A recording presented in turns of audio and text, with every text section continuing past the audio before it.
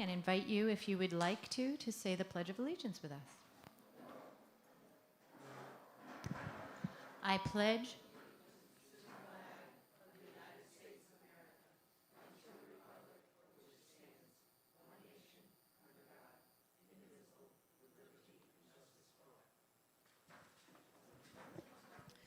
The mission statement of the City School District of Albany is to work in partnership with our diverse community to engage every learner in a robust educational program designed to provide the knowledge and skills necessary for success.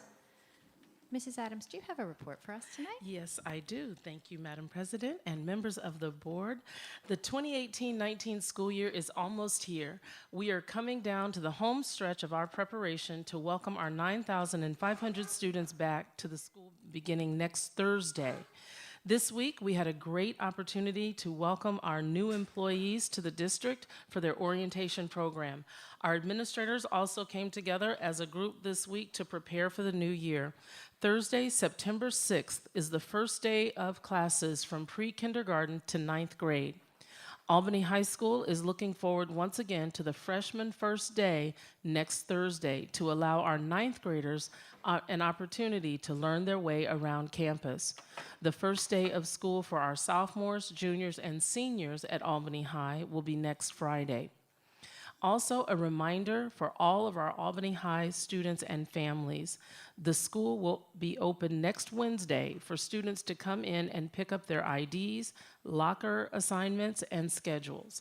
All students may pick up those materials in their academy office from 8:30 a.m. until 3 p.m. on Wednesday. Principal Jody Comerford and her team also are working hard to have the building ready for the start of the school year.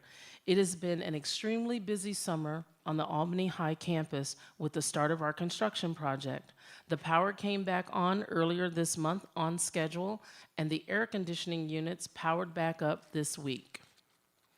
The Albany High maintenance team has done an outstanding job this summer, preparing the building under less than ideal conditions. I want to commend Brian Dangler, Willie Dobbs, and all the members of the Albany High maintenance team for their efforts. The Rebuilding Albany High construction project also will mean some changes for our students, staff, and families as we start the new school year. We will have a new Washington Avenue parking lot for staff and visitors when school opens. The new lot is just west of the main entrance. Please note that the old Washington Avenue parking lot is no longer available for parking. There will also be no student parking anywhere on campus throughout the school year due to construction. To assist with the flow of traffic in the mornings, we will have 2 of our CDTA Tripper buses dropping off in the North Main parking lot and 2 dropping off in the old Washington Avenue parking lot. This will apply to the mornings only. After school, all CDA Tripper buses will pick up students in the North Main lot as usual. Athletic buses will pick up and drop off in the old Washington Avenue lot. The courtyard has been closed off to through traffic. You can still access Tower 4 from the front of the building and Tower 6 from the rear. Towers 4 and 6 still will be the main entrances for students in the morning. Also, all 6 of the tower entrances to the academic buildings are accessible.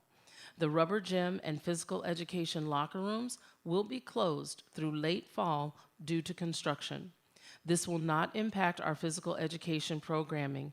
We also have 2 temporary athletic trailers to hold in the old Washington Avenue parking lot to service our student athletes while the locker rooms are closed. Our construction crews had their challenges this summer at the start of phase 1, especially with the weather. If it was not pouring rain, it was blistering hot. And as you would in any construction project, they encountered a few things that they didn't expect as they started digging into the old building. But you plan for those things in preparation for construction. We have worked through them in partnership with Turner Construction, with the safety of our campus and all of our students and staff foremost in our minds. And we will continue to do that as the project moves along. We will also be prepared to welcome our students and staff back at the start of school next week. Hackett and Myers Middle Schools had their back-to-school orientations for students and families on Wednesday night. Attendance was outstanding at both events. Both schools had about 600 students and family members. It was such a great way for our principals, Mike Polino and Jennifer Chaton, to start their school year and get their communities engaged early.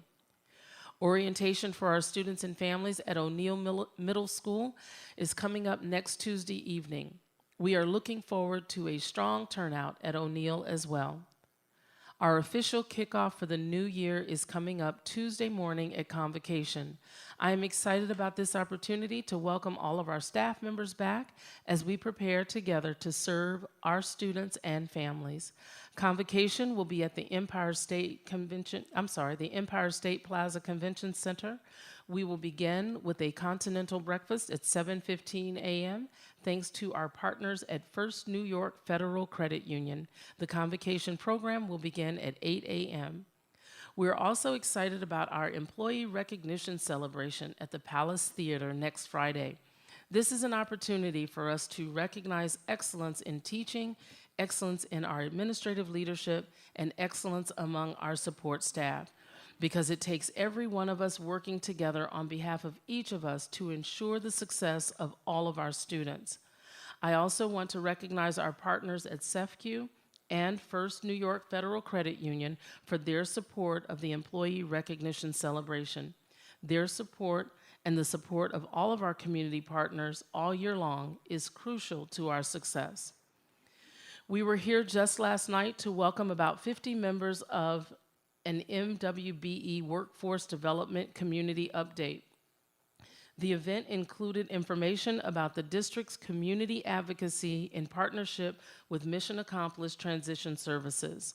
The focus of that work is to share information about construction-related contracting and job opportunities and how local MWBE firms and city residents may take advantage of those opportunities. We also provided an update on phase 1 of the Rebuilding Albany High project. Discussions during small group breakout sessions generated excellent recommendations in the areas of community engagement, workforce development, and business development. We are grateful for all of the feedback and to all of those who came to share their great ideas with us. As we get ready to turn our calendar pages to September, I would like to remind everyone about our wraparound services as a part of our educational design, the social and emotional well-being of our students, and how we go about addressing that.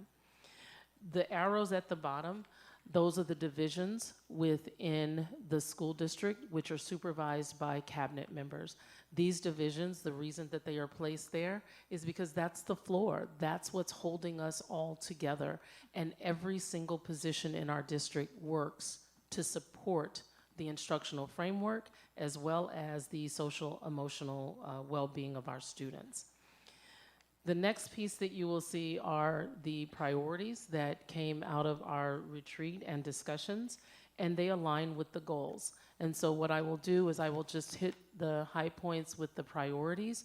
I will not read the goals to you, but I will just go straight down with the priorities. I've already spoken about the social and emotional well-being of our students, but we want to make sure that as a priority, we have those supports in place for our students, and we look at ways to make sure that we are doing an effective job with regard to how we develop and implement and monitor those supports that we have in place. We also look at our instructional systems, and those are different programs that we have that have become a part of the way in which we deliver instruction. And of course, we cannot forget the facility needs, because having a facility that is 21st century and meeting the needs of our students is extremely important. We also look at CRE, our culturally responsive education, and developing a champion of that work so that we can make sure that it is embedded in the practices. Using data to enhance our instructional practices, determining what's effective, how does it relate directly to student achievement. Of course, workforce diversity, we have been working on that through our HR department. It is important to have an effective teacher in front of our students. It's important to have effective administrators and support staff. But in addition to that, we have to make sure that our students see people who look like them in positions of authority and in positions of responsibility. Looking at how we can grow our own from within the ranks of our district into leadership positions as well as into teaching positions. We look at our leaders and building that capacity within our leadership teams, our walkthroughs with actionable feedback, ensuring that our principals and assistant principals have opportunities to be instructional leaders versus managers. We know that management is a component of leadership, but in our business, we must ensure that our leaders are receiving that professional development that help them get to the level of being an instructional leader to take our students to the next level. We also look at a district-wide communication plan. We know that communication is extremely important. It is one of those things that I think every organization works on improving all the time. And not that it starts from a bad place, it's just you can never over-communicate. And with the way technology has changed and with the way our students communicate and our parents are communicating differently, we have to always be in that cycle of continuous improvement with regard to how we communicate with our community and make sure that we are meeting the needs of our community where they are. Also, we have School Tool, which is the new student information system. Thank you, Mr. Baker. Outstanding, outstanding work, and we are up and ready for the beginning of school, so we can take a pause and give a round of applause right now. You'll hear from him a little bit later, but we are so very proud and excited with the work that, under his leadership, that's been done with School Tool. And also looking at our new district website in the next coming months, we'll see that. And then providing customer service training for faculty, staff, and in order to improve that family engagement piece. Lastly, looking at our community partners, we know that we cannot do this work alone. We know that it takes our community partners being welcomed in our school, our business community being welcomed in our schools, so that they can help us make those connections to the real world with what our students are learning in the classroom. So at this juncture, I will end by saying that these are high-level district priorities. We will analyze them over the next few months in order to establish our specific action steps and activities that go along with these priorities. At this time, I'll open it for questions. Thank you, Mrs. Adams. Board colleagues, I want to remind you that we have a fair number of fairly substantial topics on the agenda tonight, including the middle school configuration decision, so I ask you to be thoughtful about which are your critical burning questions on this topic. And does anybody have something that they wanted to comment on or ask about with Mrs. Adams? Ms. Lang. Thank you. I was wondering when or if the organizational chart was reflective of the educational design, or when that would be available.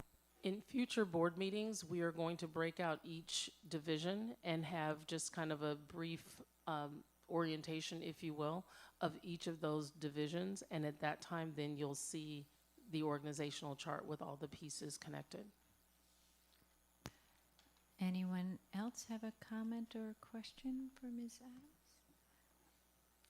Then I'm just going to sort of bring together what the thoughts are that we've had last meeting and during the retreat, how much we appreciate the thoughtfulness of the way this is put together, the focusing and the centering of teaching and learning at the center of every single thing we do, but yet the respect due to every single staff member in this district, because all of the work in this district is important and makes that teaching and learning possible. So we appreciate the way it's been presented and the thoughtfulness that you've put into it, and look forward to seeing it become a reality. Thank you. Thank you so much. Anyone else before we close? Okay, moving on then. I think our next topic is the discussion of the AVID. Oh wait, we have to adopt this. I'm sorry, almost forgot. I'm so excited I almost forgot to adopt it. So we need a motion to adopt the CSDA educational design as presented by Ms. Adams. I'm going to take Ms. Wilson, second by Dr. Chator. All in favor? That is unanimous. Thank you so much. Okay, now we will move to a discussion of the AVID.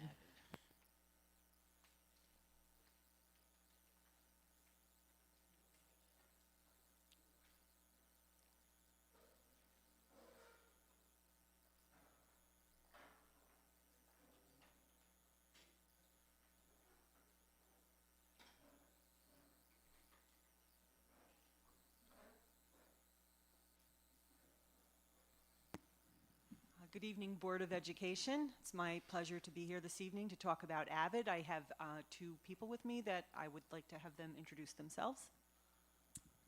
Good evening, I'm Sue Gray. I'm the AVID coordinator for K-8. Good evening, I'm TJ Baresi, AVID site coordinator for Albany High School Counselor as well.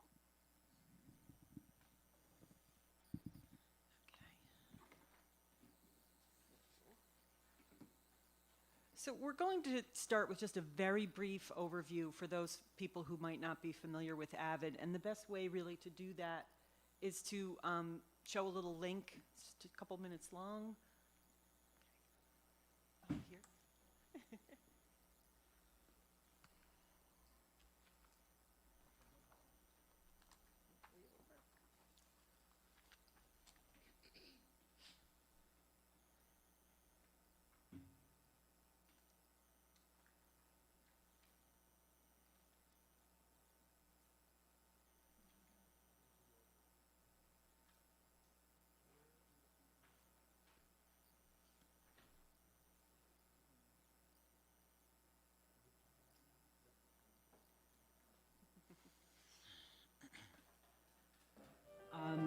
The words are very meaningful in those acronyms because it is about advancement. It's about moving forward from where a student is.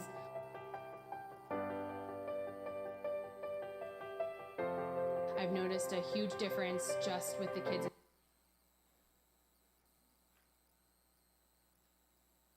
in my class this year, not only keeping themselves organized, but wanting to make themselves better in all areas, social, academic, personal. They want to be community members who are positive in every area. AVID gives me skills to help succeed. In middle school, I know that there's going to be way more work and way more classes I have to go to, so then I'll be very organized. I know a lot of parents have, talked about the importance of seeing what's going on in the classroom by looking at, through their students' binders and by having discussions, and their students come home and they're really excited to show them what they did in the day. What I love the most is the growth that you see from the students. Note-taking, collaboration, different ways of giving speeches. Public speaking is very important. Learning how to speak with confidence.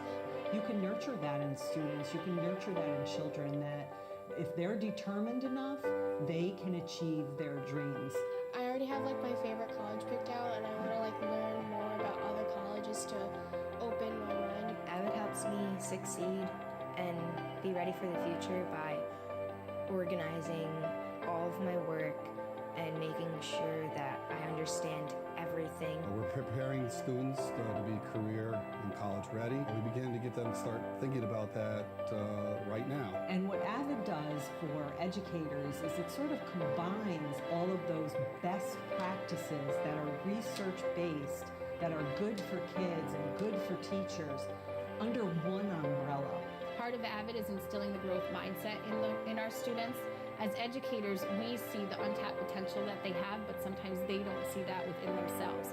And AVID is really bringing that out and showing them that they are capable of doing tremendous things. I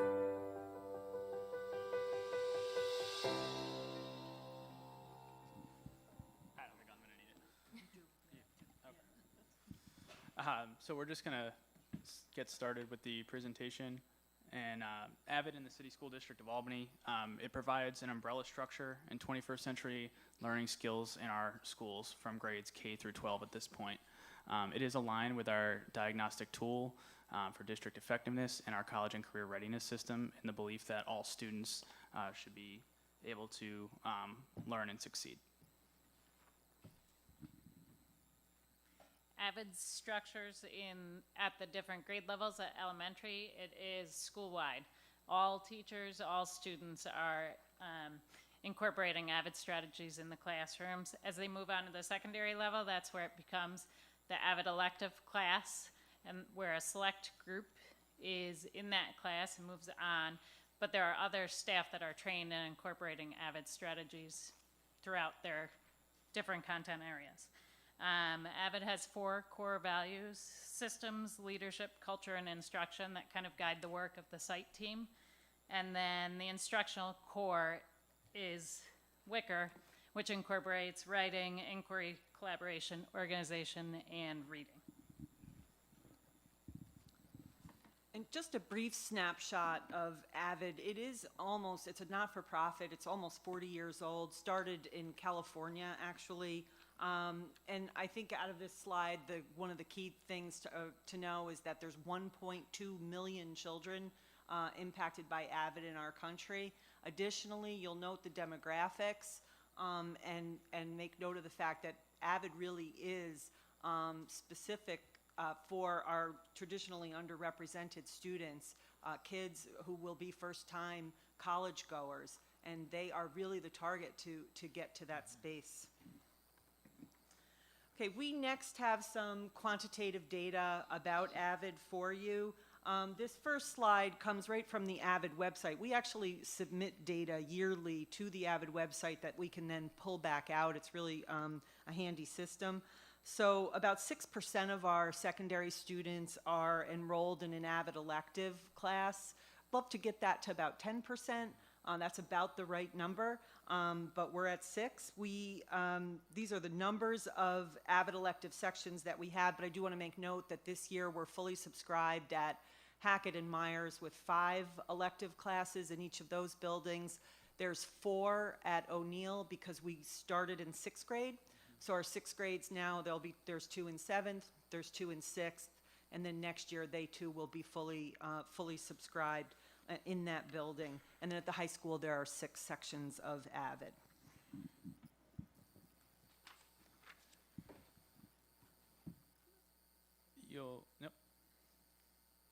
So you'll see here on our next demographic slide for secondary demographics that AVID very much closely mirrors the district demographics as well. So you'll see that where our students typically are throughout is where AVID is for us as well in our core classes. You'll see here the difference in male and female. There is a bit of a disparity. Overall, it's not just our district. AVID does struggle with male involvement in the program, so there's typically a little bit more female involvement. So we also looked at AVID attendance at the secondary level.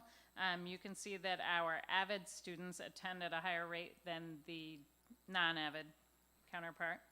And the academics for secondary, also you can see in each of the core subjects that the AVID students outperform the non-AVID students.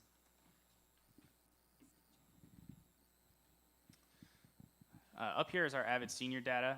You'll see that last year's graduating class of 2018, we had 23% of our AVID seniors go to a 4-year college, 62% plan to attend a 2-year school, and the other 16% were either going directly into the workforce or into the military.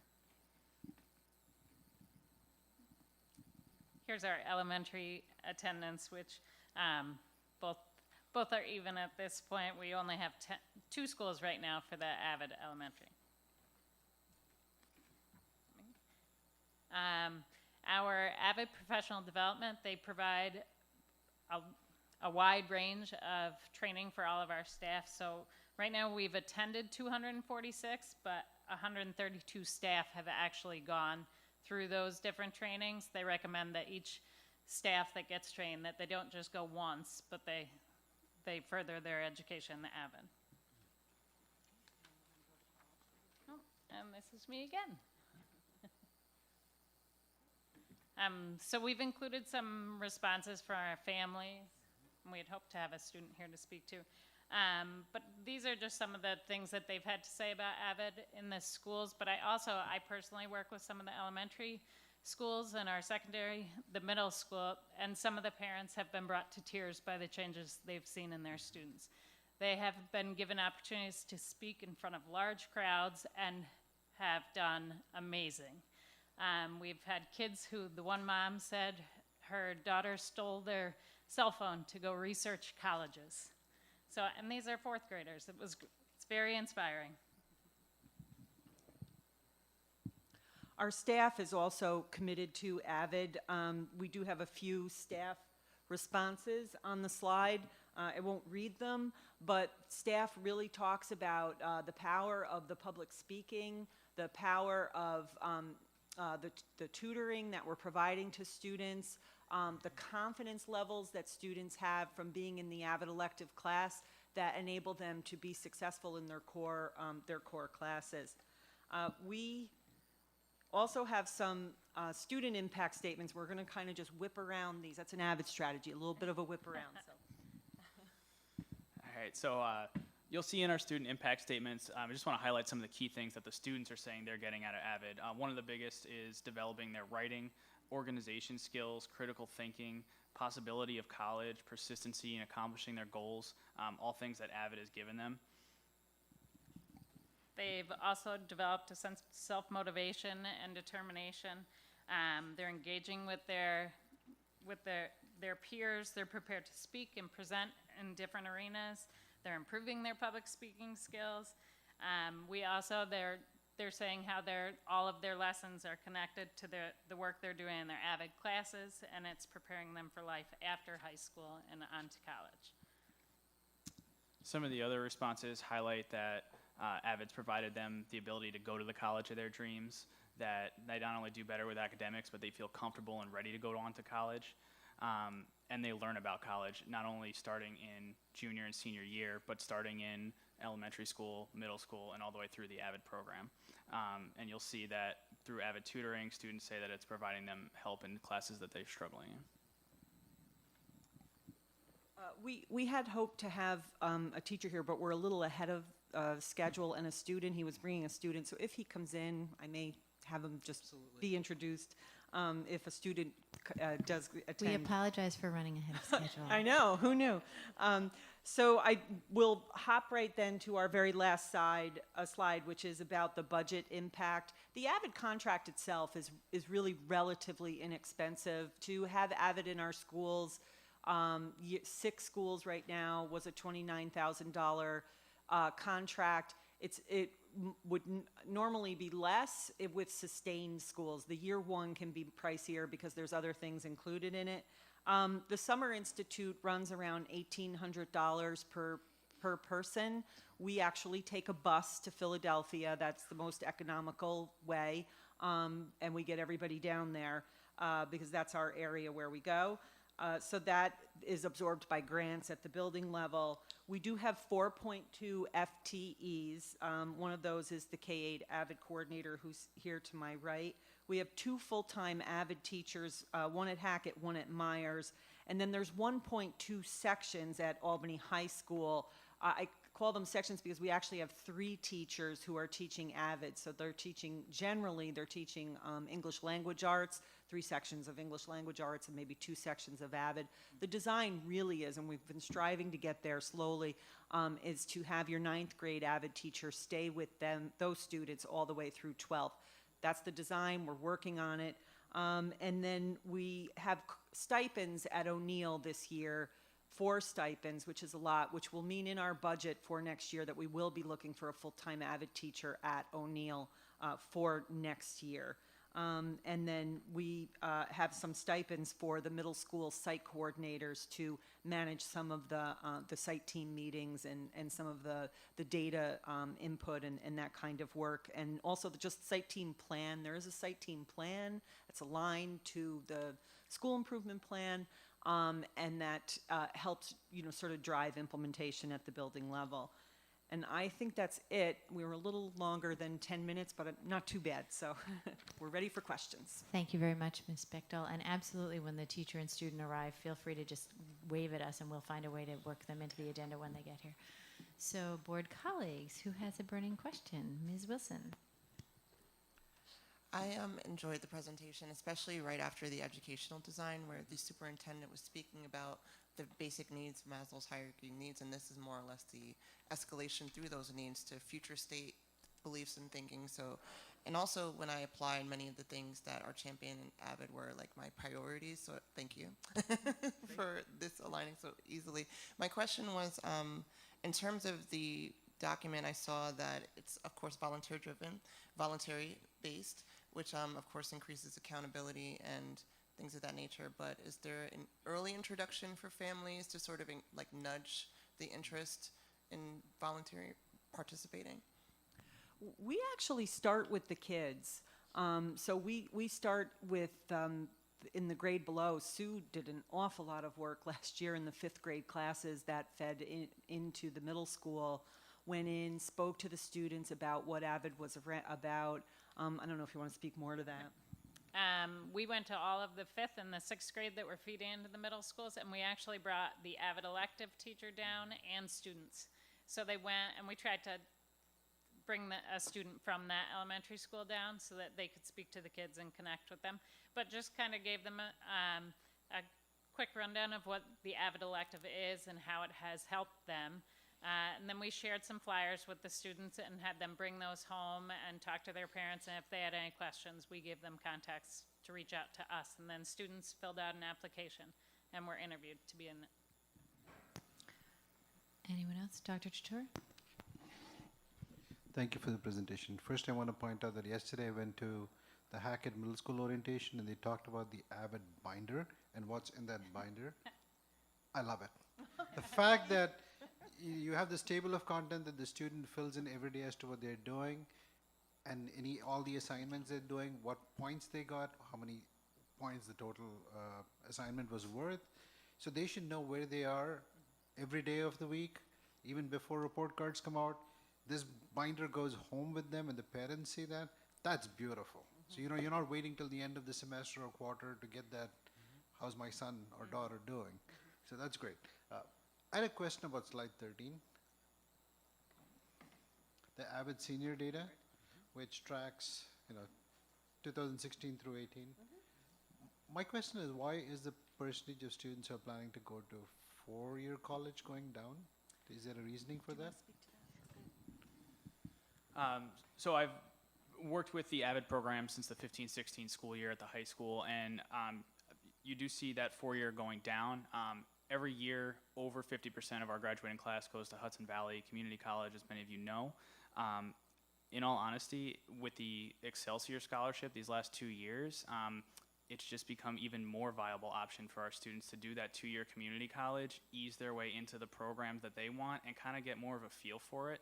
At least that's what I've gotten from the students, because a lot of times, and I'll say this in years past, when I first started and a student went to a 4-year school, they might be back at Hudson Valley after a year, year and a half, because it was just too much too quick, where a lot of times I think it's more of a comfort thing.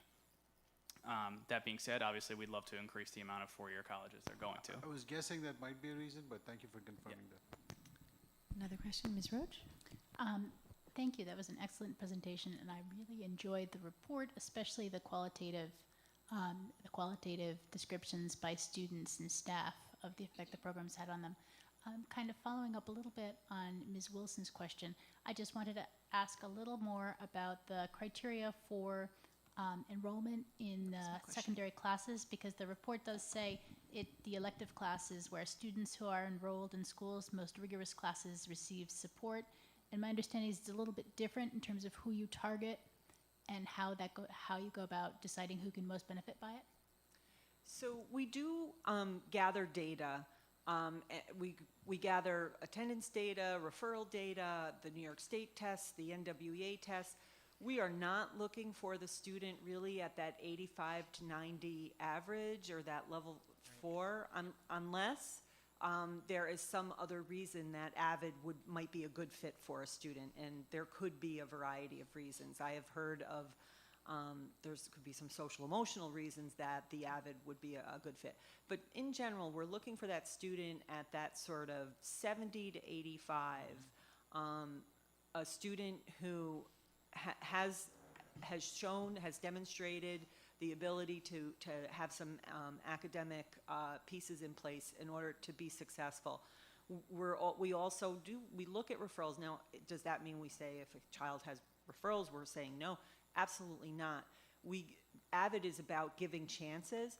But we want someone to come and recommend that student and be an advocate for that student about why this would be a good fit, why he needs this program in order to leverage where he is into the next step. So it's this combination of we go out, we recruit to everyone, we ask students fill out an application, their parents have to sign it, and then we're also looking for that just right student. We work with the guidance counselors, we work with the teachers about who would benefit from this program, who do they see some real potential in that, but a student that just needs that extra bit of help to get there. That is really what we're looking for. So, and I don't think there's been a case where some child has said, I want to be an AVID, and someone says, no, you can't.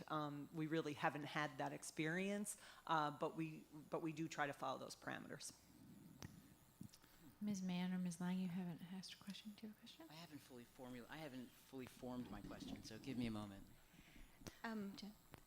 So my question is about weight of the AVID binders for our second, our third, and our fourth graders.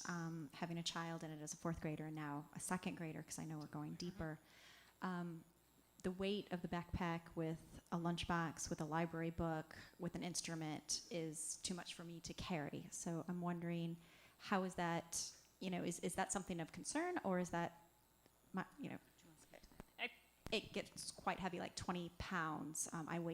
I actually weighed it. You weighed the binder. We do encourage teachers. I work with the teachers to clean it out, usually quarterly.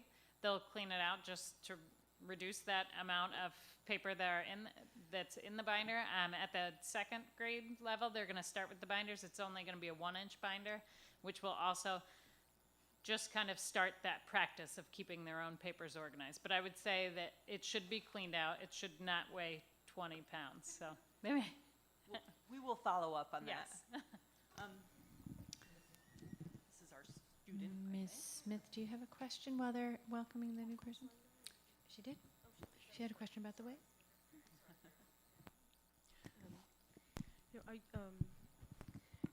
No question really, but I think, Karen, you said something that I just wanted to keep in my mind, Right. that all teachers get exposure to AVID. They know what the program is and are able to sort of look for those students who might benefit, and also are they able to incorporate some of those practices into their teaching experiences? So 2 answers. The teachers who are feeding into our middle schools, we did go through also, the elective teacher and I went and met with all the teams of the 5th or 6th grade teachers that were feeding in, and went through and gave them a really good detailed description of what the class is and what it isn't. Because we did find that we were getting some students placed in it that were not a great fit for it, so we kind of rebooted that this year, and hopefully we will see a much stronger cohorts moving through. So the teachers had a clear understanding, and part of that recruitment is a recommendation from the teacher. Your second question?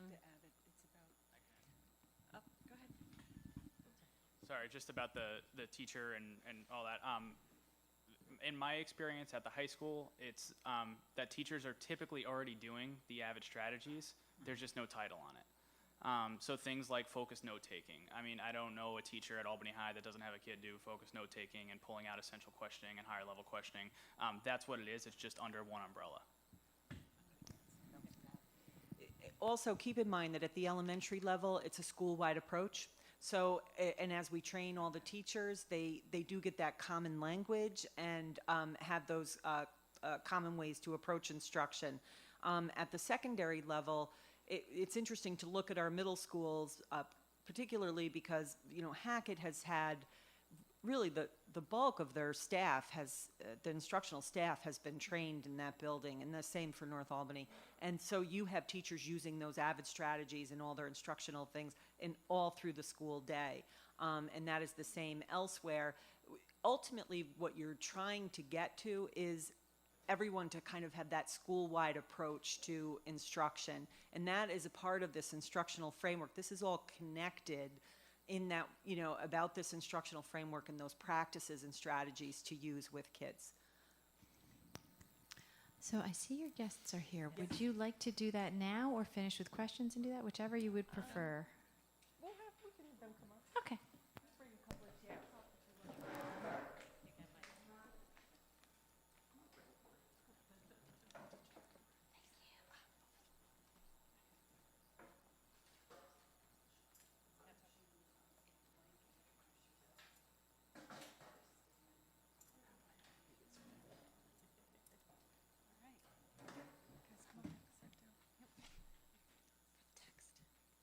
Heavy. Hello.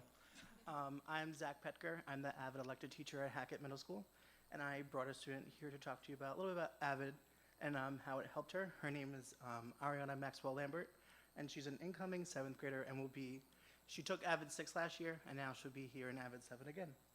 And now it's up to you. Tell me who you are and go to it. You got this.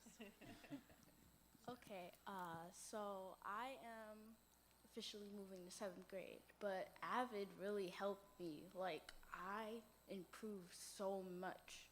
I love him. He is like my total family. I did not want to go to school, to be honest, but he just put a smile on my face, and like, I love TRFs, even though they're kind of frustrating and like, but I adjusted to them. So TRFs are basically like tutorials, and tutorials kind of helped me a lot. Like, I went to AVID and I improved all the way up here.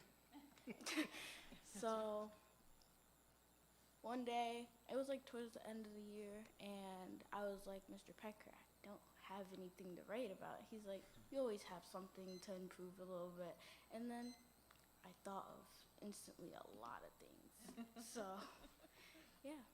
And where are you going to go to college? Are you thinking about college? I'm still thinking about it. Maybe I'll like think about it this year too. Good.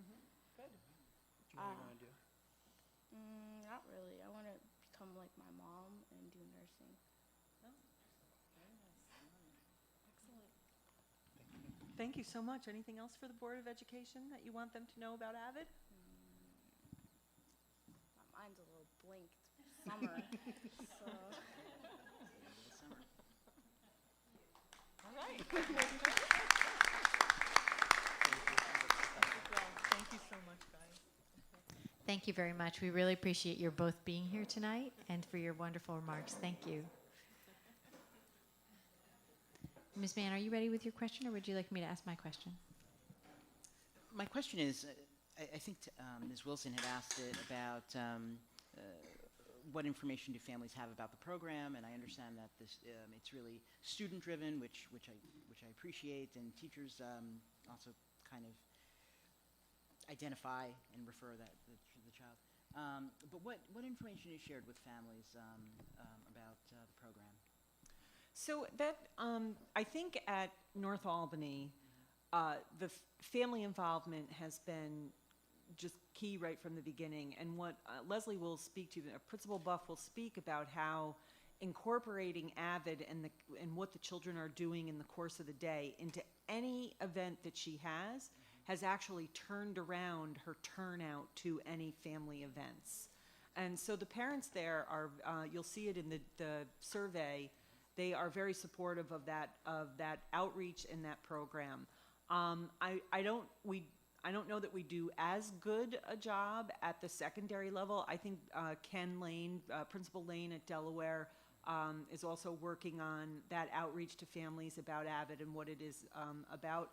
At the secondary level, we probably do need to get more into, the orientations, and I rely upon the principals, I think, to communicate a lot about what AVID is. We are always open to coming by. I think one night we might have done, I'm trying to recall if I did something with Parent University, I believe I did at one time.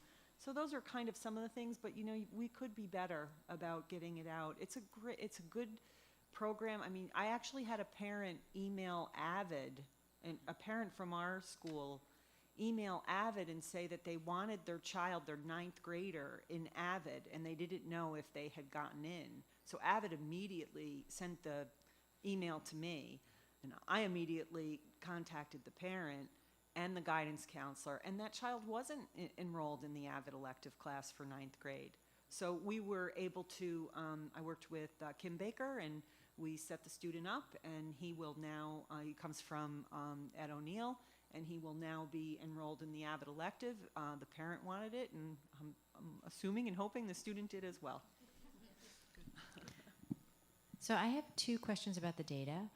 One, I noticed there was no quantitative elementary data, so that's my first question, is tell me about that. And then secondly, the secondary data compared AVID versus non-AVID, but you've been pretty clear about the group of students you were targeting for AVID being sort of those cusp students.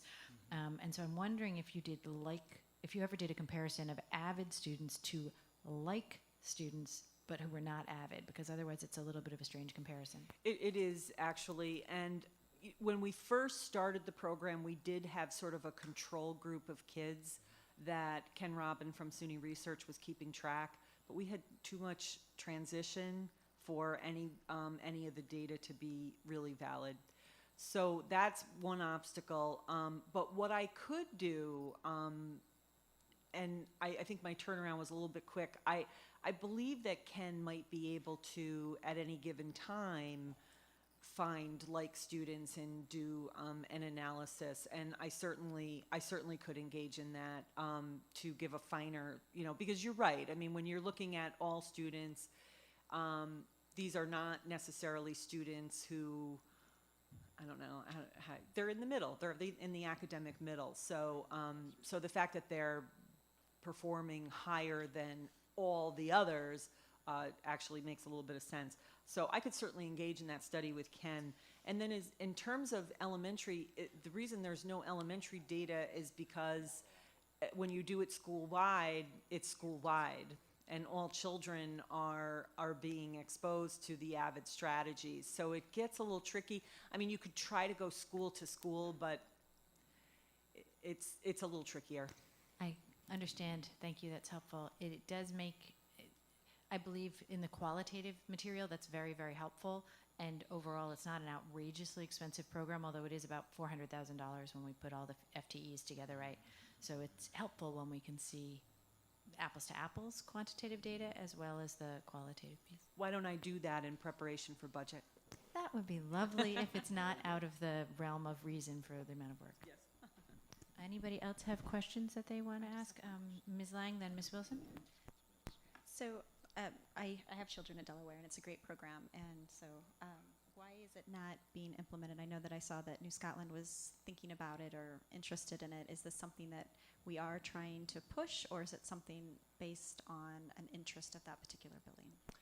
A little bit of both. So I put out feelers in before budget, mid-year, before the budget season, to all the buildings. Sue went and spoke to a variety of building leadership teams, and just to kind of get the message out that this is a program available to folks. This year, no one had, sort of come forward, which is fine because the school needs to be ready. The principal and the teams need to be ready to take it on. Otherwise, it really just won't be. It's not a program that it can be top down. I don't think it would work because people would be resistant. So what happened with New Scotland is that Principal Amodio kind of came to me late, and without realization that part of AVID doesn't even allow you to implement without going to Summer Institute. And I think we had a discussion about this around the end of June, and the contract was done, and all of those pieces had been completed. So what our program manager, which I have to say, I think Sue and she have like a personal friendship now. She's awfully good in supporting us. She said, because we have Susan in her position, and we have done this implementation, and I'm the district director and all those things, if we wanted to let New Scotland sort of dip their toe in the water, we could do that. So we kind of snuck one of the teachers into Summer Institute. I mean, we did, it was legitimate, but anyway, so she came. So we had one teacher sort of come, and then Sue did trainings with the fifth grade. We're fourth and fifth, so they wanted to dip their toe in, and we're going to allow that. The other, well, I'm not going to go there. That's another issue that I can't mention publicly. So, if this is, and I think New Scotland is ready and ripe for it, and so if we get to the mid-year point and they're ready to go full-fledged, we'll do it, and I will do that call out again this year. I wouldn't want to implement in a new building. More than one or two is complex, so. Ms. Wilson, did you still have a question? It's okay. Anyone else? Thank you very much. We appreciate your being here tonight, all of you, and for this excellent report. Thank you so much.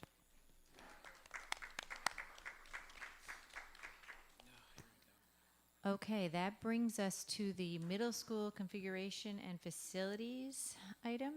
Mr. Hogan, thank you.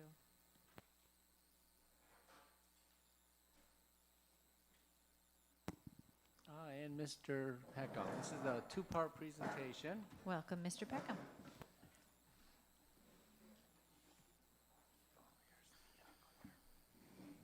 Secret clicker.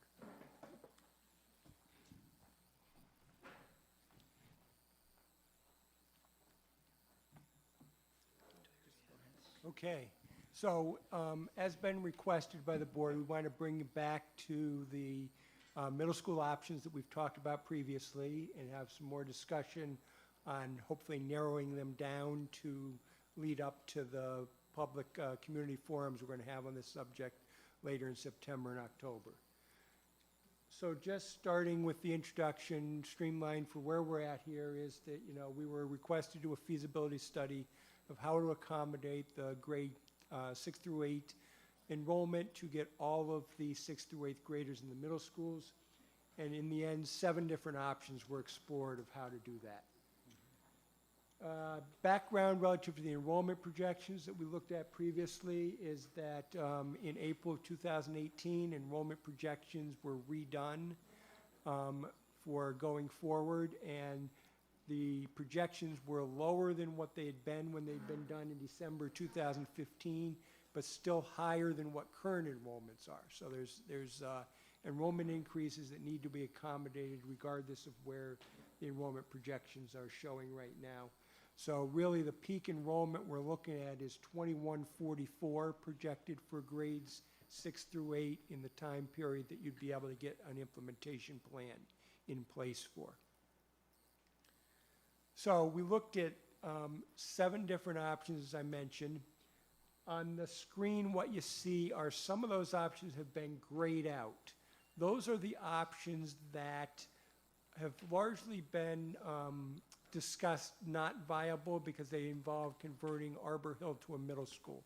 So we wanted to leave them up there so that they've been acknowledged that we looked at those, and we can come back to them if any of the board members so choose, but it helps us to focus on what the current viable options are. So option A would have 3 middle schools, being Myers, Hackett, and O'Neill. 4 middle schools, I'm sorry. Myers and Hackett at 650, and O'Neill at 500, and North Albany at 500. And then Arbor Hill would become a larger elementary school to accommodate the current elementary school students that are at North Albany. Right now, we're also considering, in all options, 40 middle school students at Tony Clement and 60 middle school students at the Albany International Center. So you can see in this option, depending on what scenarios you look at or options, you have at least 150 more seats than you need for middle school students with this option, based on the current projections. And that's if all the students at AIC and Tony Clement ended up back in the middle schools. If they remain in those quantities of 100 students total between them, remain in those alternative programs, you have 250 additional seats in this option. You can see on the screen the cost there that, and it depends on how much space is utilized at the YMCA.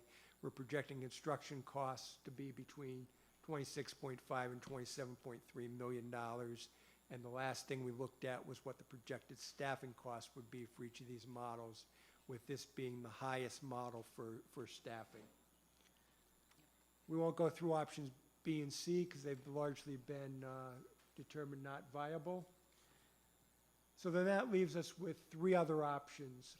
Option D is Hackett and Myers as the 650 student middle school, reduces the population of students at O'Neill to 350, and creates the fourth middle school at North Albany Academy with 500 students. This still leaves you about 100 students of additional capacity at peak enrollment with the 100 students at the alternative programs. And roughly is very similar cost to option A, slightly different but lower projected staffing costs. Option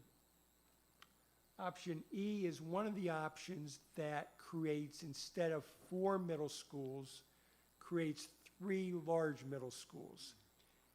In this scenario, if they were only 650 student middle schools, which is what we were projecting in the other scenarios as the largest size middle school, it would create a deficit of about 100 students projected in the peak enrollment years.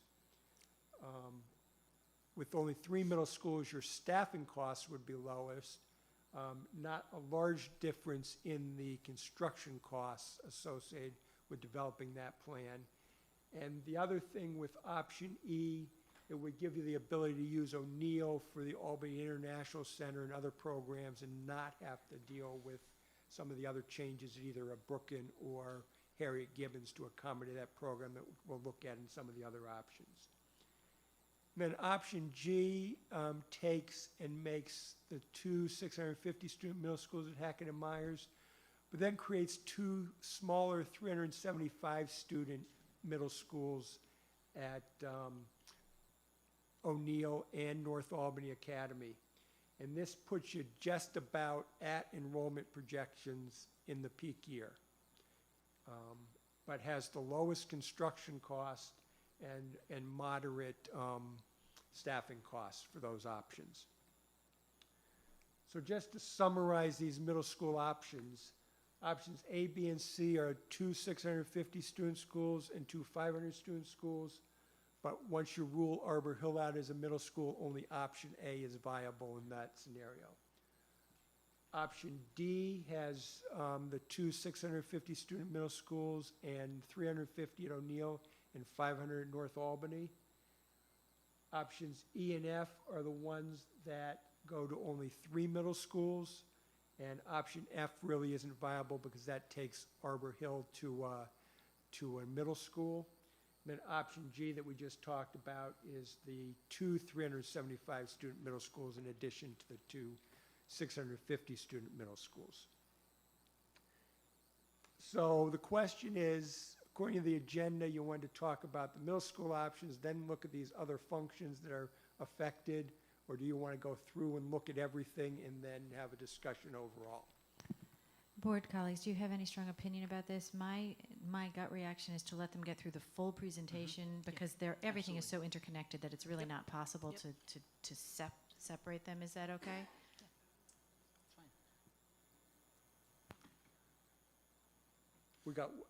I have some stuff to get through, and then there's the other part that will. So we're agreed then you guys will do a full presentation and then we'll go to full questions. Is that okay with you, Mrs. Adams? Okay. So we've talked that we've talked that there's other functions right now at North Albany Academy and at Arbor Hill that any of these combinations of middle school planning will require some of those functions to find new homes. Albany International Center is the key educational program is affected, but then at Arbor Hill, and that's at North Albany Academy right now, at Arbor Hill you have district-wide central copying there, storage of nursing supplies.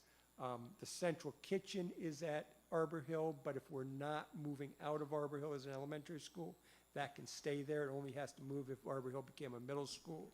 And then there's other various storage at at Arbor Hill that we need to accommodate. So to accommodate those functions, we actually looked at 5 different options. Similar to the middle school options, I've grayed out the ones that are really not viable or not in line with anything anymore. So really, we're down to 2 options to really discuss, because the other ones all involved Arbor Hill being a middle school and needing to move the central kitchen. So really, only options 1 and 2 are viable for these other functions. And the real difference here is whether Albany International Center goes to a Brooklyn or whether it goes to Harriet Gibbons. And that's really the main difference, or really the only significant difference between the two, is whether we're accommodating, which building we're accommodating that function in.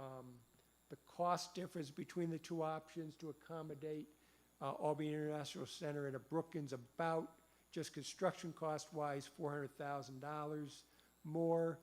Moving everything out of Harriet Gibbons, there's programmatic things in the transfer of moving, and some slight concerns about tractor-trailer traffic and everything at a Brooklyn for the deliveries that O&M gets at Harriet Gibbons right now. If anybody's wondering the cost scenarios here, so what I did was the estimated construction costs are just for these options. And then if you look at how this works out with option A, D, and G, you can see that it's the total between the construction cost for the middle school and the construction cost to accommodate these options. Option E, which is one that's still being considered, doesn't require any substantial construction costs at either Harriet Gibbons or Brooklyn, because in that option, we're moving AIC to O'Neill, and it's really just a matter of moving storage functions into a Brooklyn, which you can really do without renovation based on that building. One of the questions that's been asked is, how are we going to make a Brooklyn feel like a real school and not a vocational school, and how some of the things. So we took a quick look at some additional ideas there. One of the things we talked about that we think makes a lot of sense is to actually move the main office from the center of the building where it is now, if anybody's familiar with it, to the front entrance where everybody's going to come in. So typically in planning schools, we want the main office and that function right at the main entrance, so you can control access and do that, and visitors that come in can go right to the main office. So that's the one change on the plan from what we presented before. And then we looked at, what did I do here? Just some renderings of what the classroom spaces could be. So this is a rendering of what one of the rooms that's currently the wood shop. We'd come in and we'd renovate it, put in more traditional acoustical ceiling, lights, marker boards, smart boards, projection capability, new flooring, so it really feels like a classroom and not a shop type space. Then we'd also look at doing some things, because it has a wonderful lobby space there that floods with natural light in that area in front of the office area at a Brookings. So that would really be the welcoming area where kids come in, have the media center in the center core of that building, and then be able to work out from there and make some modifications to the appearance to that building. Just overall, on this planning with where we're at right now, we're looking at a planned referendum in May of 19. It'll take us about a year and a half from then to do all the design work and get it through the state education approval process. So we can bid an award in early 2021 and then start construction to have full occupancy projected by the 23-24 school year for all the middle school students in the reconfigured situation. So now we're to questions, I think. Okay, board colleagues. This is probably the most substantive matter we're going to talk about, certainly tonight. And so what I'm going to ask is that, as I have been, we'll try and keep the conversation fluid rather than this person, this person, this person. I found that works more effectively, but I will ask you to prioritize your questions. And for this section of the questions, I'm asking you not to speak to, I like this one, I don't like this one, but get to any questions about understanding you have. What is it that we need to learn in order to make better decisions? We will have an opportunity to say what we like and what we don't like, but right now, I'm asking you to each focus on what do you not know that you would need to know, that you do need to know in order to make a decision. Now, I remind everyone that this is a discussion item tonight, but at our very next board meeting, it is intended to be an action item. We are not going to make a decision tonight or next time about which one of these options we are choosing. We are only choosing to eliminate some options so that while staff is out talking in the community, we have 4 community meetings set up beginning in October, and we can present 2, 3, perhaps we might do 4. Staff might start throwing tomatoes at 4. We cannot ask our community to give feedback on 5 or more options. It's simply not going to be feasible. So I think our sweet spot is going to be around 2 to 3 options, okay? So I'm also going to do something that's probably in some kind of handbook somewhere about what you're not supposed to do, which is that I'm going to say that we have previously stated that we are not interested in Arbor Hill being a middle school. I believe we have a board consensus on that. I don't believe we need to rediscuss that. So I am immediately going to eliminate, as Mr. Peckham has alluded to with the gray in his scale, in his slides, options B, C, and F, which require Arbor Hill to be a middle school. I would like to have a show of nodding, if that's okay. And I see Ms. Roach has her hand up. Would you like to speak on that topic, Ms. Roach? Sort of. I sort of had a point of, I'm looking at what's grayed out and understanding our previous conversation, and I wondered if it would be helpful for us to talk about these options. Like, for example, when we have our middle school options, we have A, D, E, and G. I wonder if it would be helpful, for example, to talk about A is like A1 and A2 for A with the different other facilities options, like A1 and 2, D. Wait, I thought D was great. I thought D was grayed out. No, it wasn't. Okay. So A1 and 2, D1 and 2, G1 and 2. Would that be helpful in terms of formulating our thoughts? I don't know. I don't know. So why don't for now we focus on that, my original point of what is it that you need to learn from the gentleman there or anyone else in this room before you'd be in a position to make a decision. And so these are questions rather than comments, and I'm going to ask people to do one. You will get to do another one if you need to. That's no problem. There'll be plenty of time, but I want everybody to get a chance to do one before they can do a second one. So, with those comments, who would like to go first? Ms. Smith.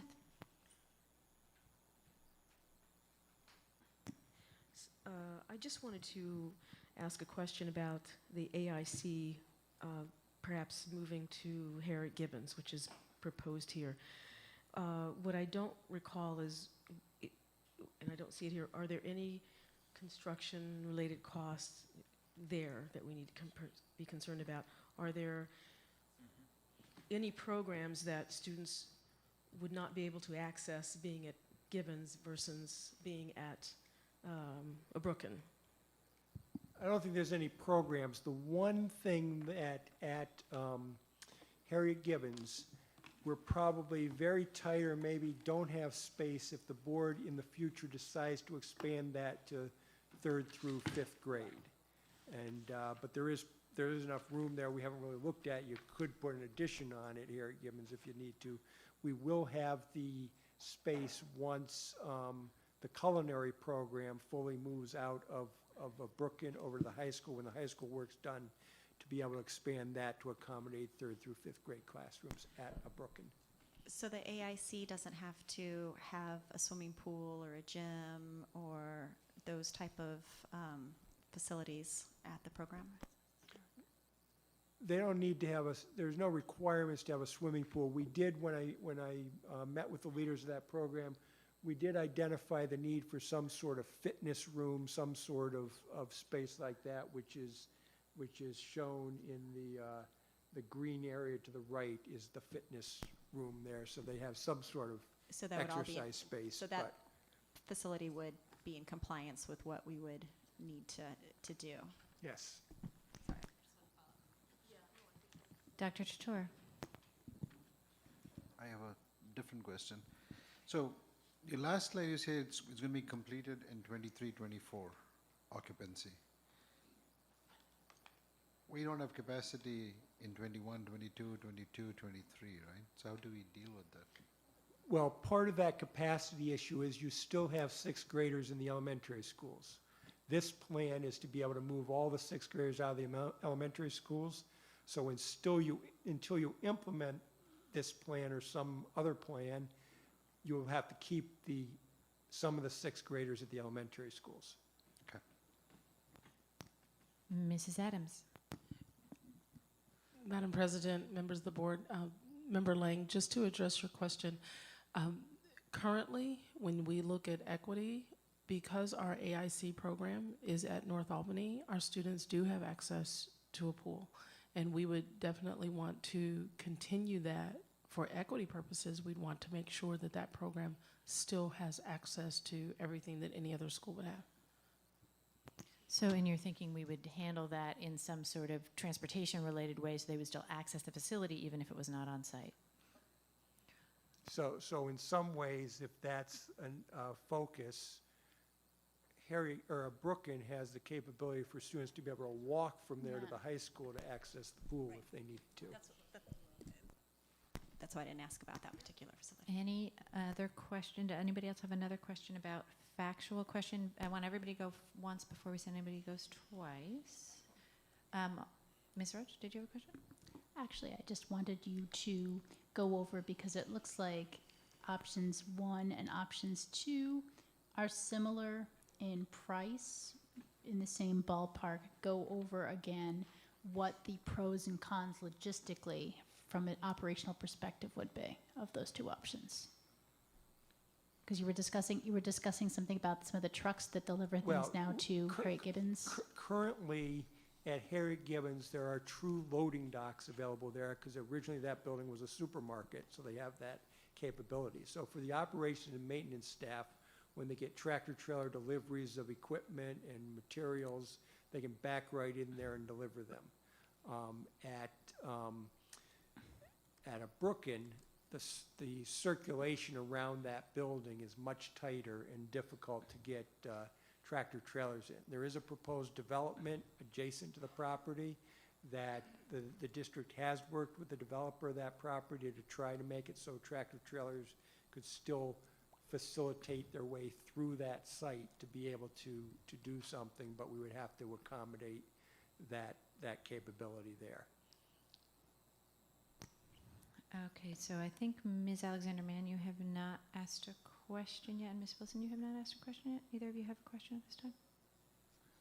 Do you want me to ask my question while you're formulating?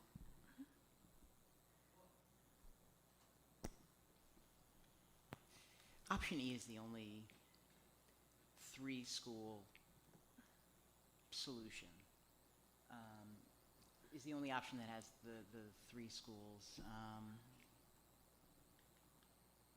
What are some of the pros and cons of that? That would be my question. Ms. Adams said she'd like to cover that. Yeah. Would you mind jumping to that now? Can you do it now? Is that okay?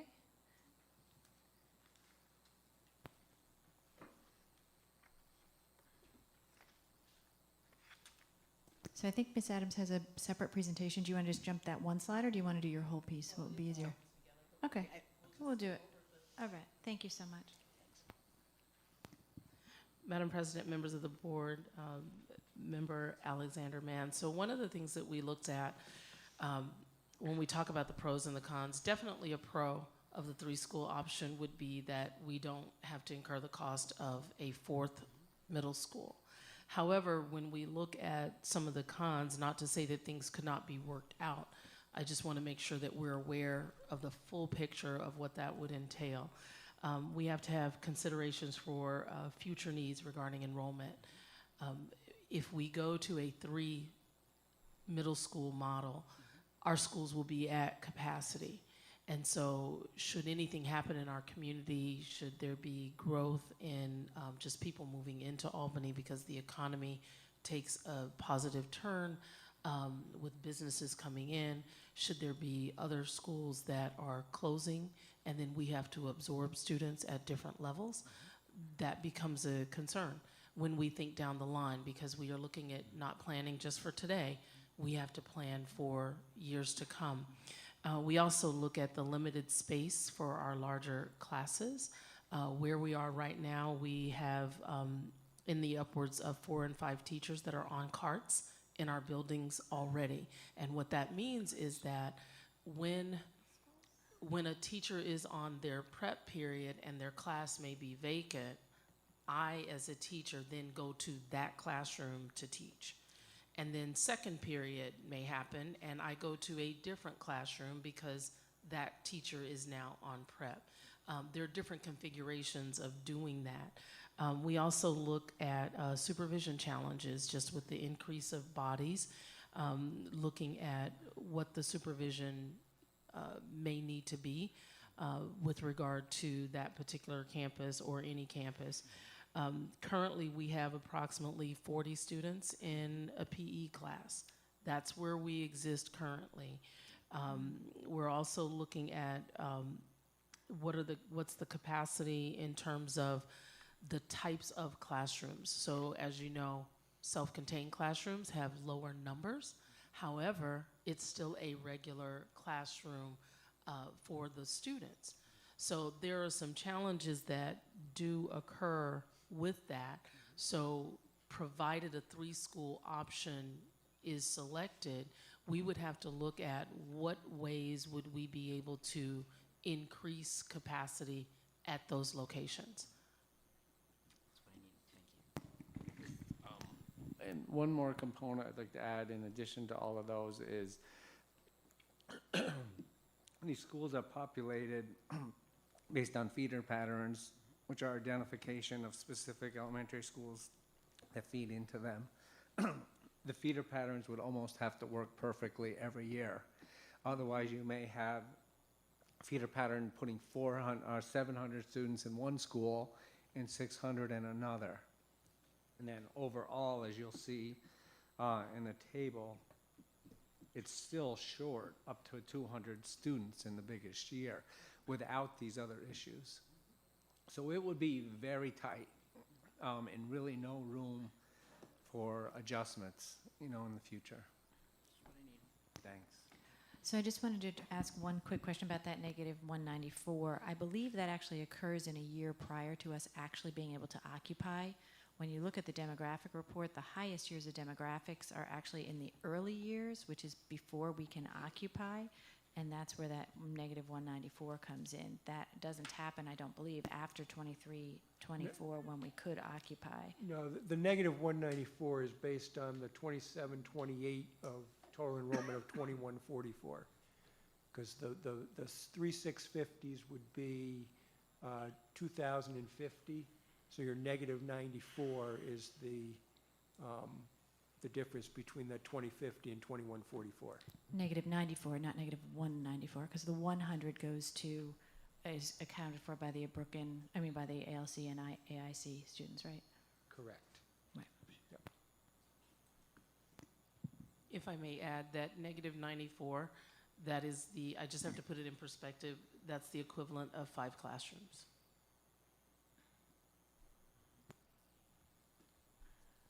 Any other factual questions about what we need to understand, Dr. Chatur? With regards to the Harriet Gibbons building and the Broken building, if we were to look at transportation, accessibility, and parking, can you compare the two? Are they equivalent? Is one better than the other? The reason why I ask is because right now central registration is Harriet Gibbons. A lot of parents go there. A lot of people from different, all over the city have to go there. So, can you compare and contrast? There's definitely more parking available at Harriet Gibbons for those functions. And the other thing is, that's a good point, because one of the other functions that currently at Harriet Gibbons is the spaces that the district routinely uses for professional development. So you have a relatively large number of people coming there for that. So again, parking for that type of function if it moved to a Brooklyn, could be a challenge.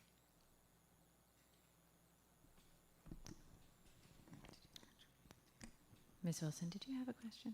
Well, much of it was addressed by Superintendent Adams because I had a similar inquiry to Damaris, but the inverse, not so much of a 3-school option, but about the benefits or what was going to be averse about Edmund J. O'Neill having a reduced enrollment, like in option D and G, for example.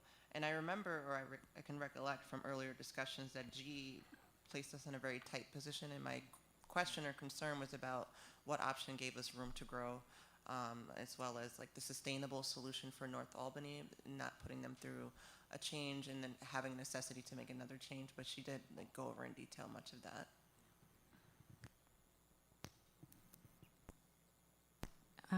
What's the current population of the Albany International Center total number of students? Does somebody know that roughly? About 115, 120. 115. So in option E, where we've got the AIC at Edmund O'Neill, we're only using about a third to a quarter of the capacity of that building. So in option E, there would be potential, depending, and I'm not necessarily saying I'm all sold on option E, but we have some space that doesn't jump out at you when you look at option E, because you're very seriously underutilizing that building, because currently it has, I think, over 500 students this year, and we'd be moving a program that's got a few over 100. So that's just something to think about, that there is more capacity there than meets the eye. O'Neill has roughly 494, 495 students right now. So if you were to occupy with a program of 150, then you still have room, knowing that that would be a smaller program. Now let's remember, when we talked about smaller programs at a middle school level or a high school level, you run into scheduling challenges, because the smaller a middle school, you don't have enough staffing sometimes to offer an extensive program for students to have options. What ends up happening is you would limit I'm so used to calling them explorations. We would limit the elective courses that they would take simply for staffing. And you wouldn't have enough students to rotate through a program to fully sustain some of the elective offerings, because we would always ensure that the core is taken care of. Ms. Lang? So in the options, if we're going to do 4, is there a reason why you didn't put more at O'Neill out of Hackett and Myers to go down to 600, 600, and 450, for example, for Edmund O'Neill in option D?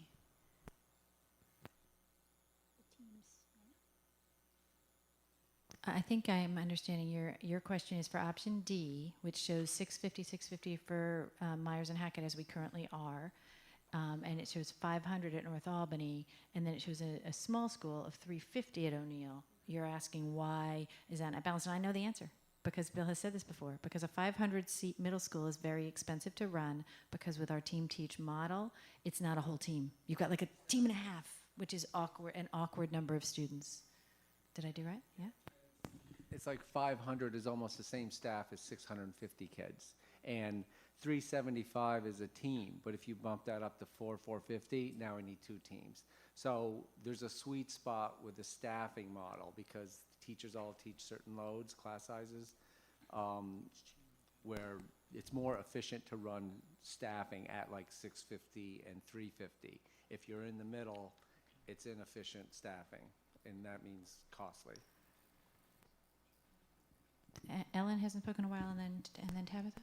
I had a quick question regarding the enrollment at AIC. That you guys said the current enrollment at AIC is around 150, but the proposed options here have enrollment at AIC is 60.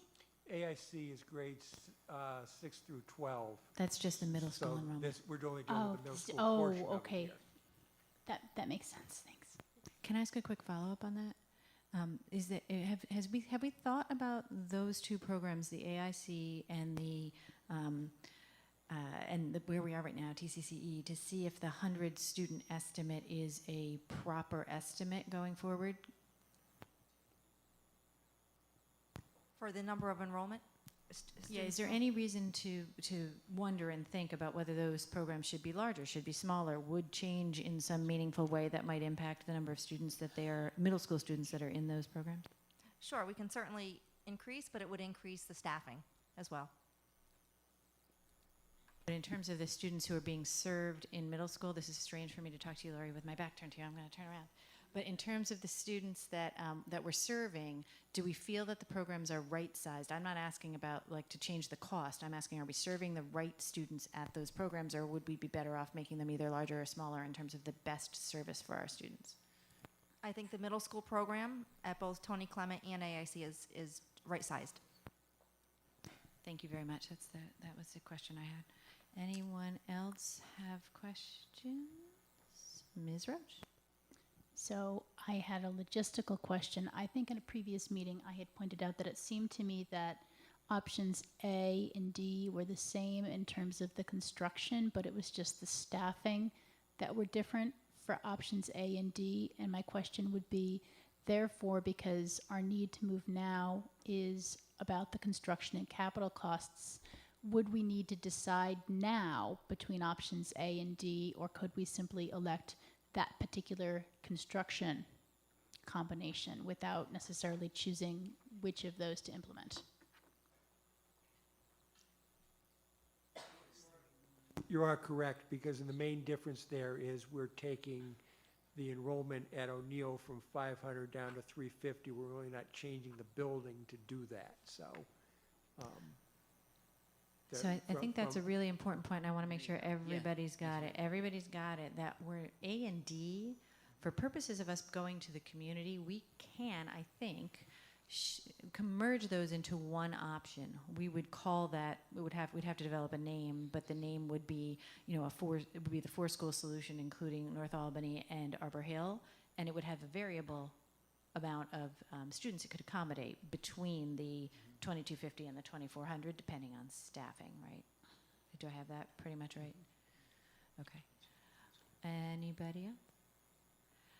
I have another logistical question that I'm going to try and formulate. It's similar to what Ellen's asking about when we have to make these decisions, and it comes back to option E and the fact that we have this buried capacity in there. Do you understand what I mean when I said the word buried capacity? That we've got a program of 150 in a school that would hold 500. Mm-hmm. We don't know what our enrollment is going to be 5 years from now. We know what the demographer says, and we hope that the demographer is in the ballpark, but we don't really know. So somebody over here asked about how do we plan for growth? How do we allow some flexibility? Do we actually allow for flexibility by choosing option E, knowing that we could move the AIC to either Harriet Gibbons or a Brooklyn, and that would be a much quicker, hopefully, decision-making process. It would make a much more quicker construction process, because we already have those buildings.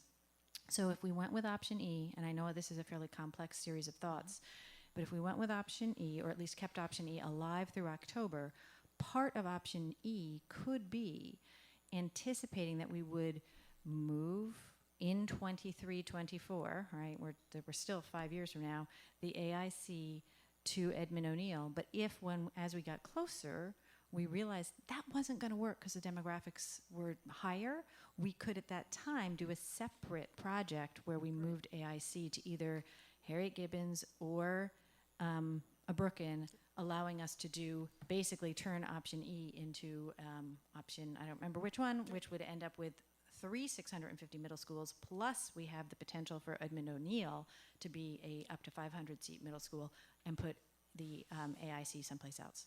Has everybody got what it is? And did I actually make coherent sense there? Sure. Okay, thank you. So now I leave it to you to tell me if that's even a viable decision-making tree.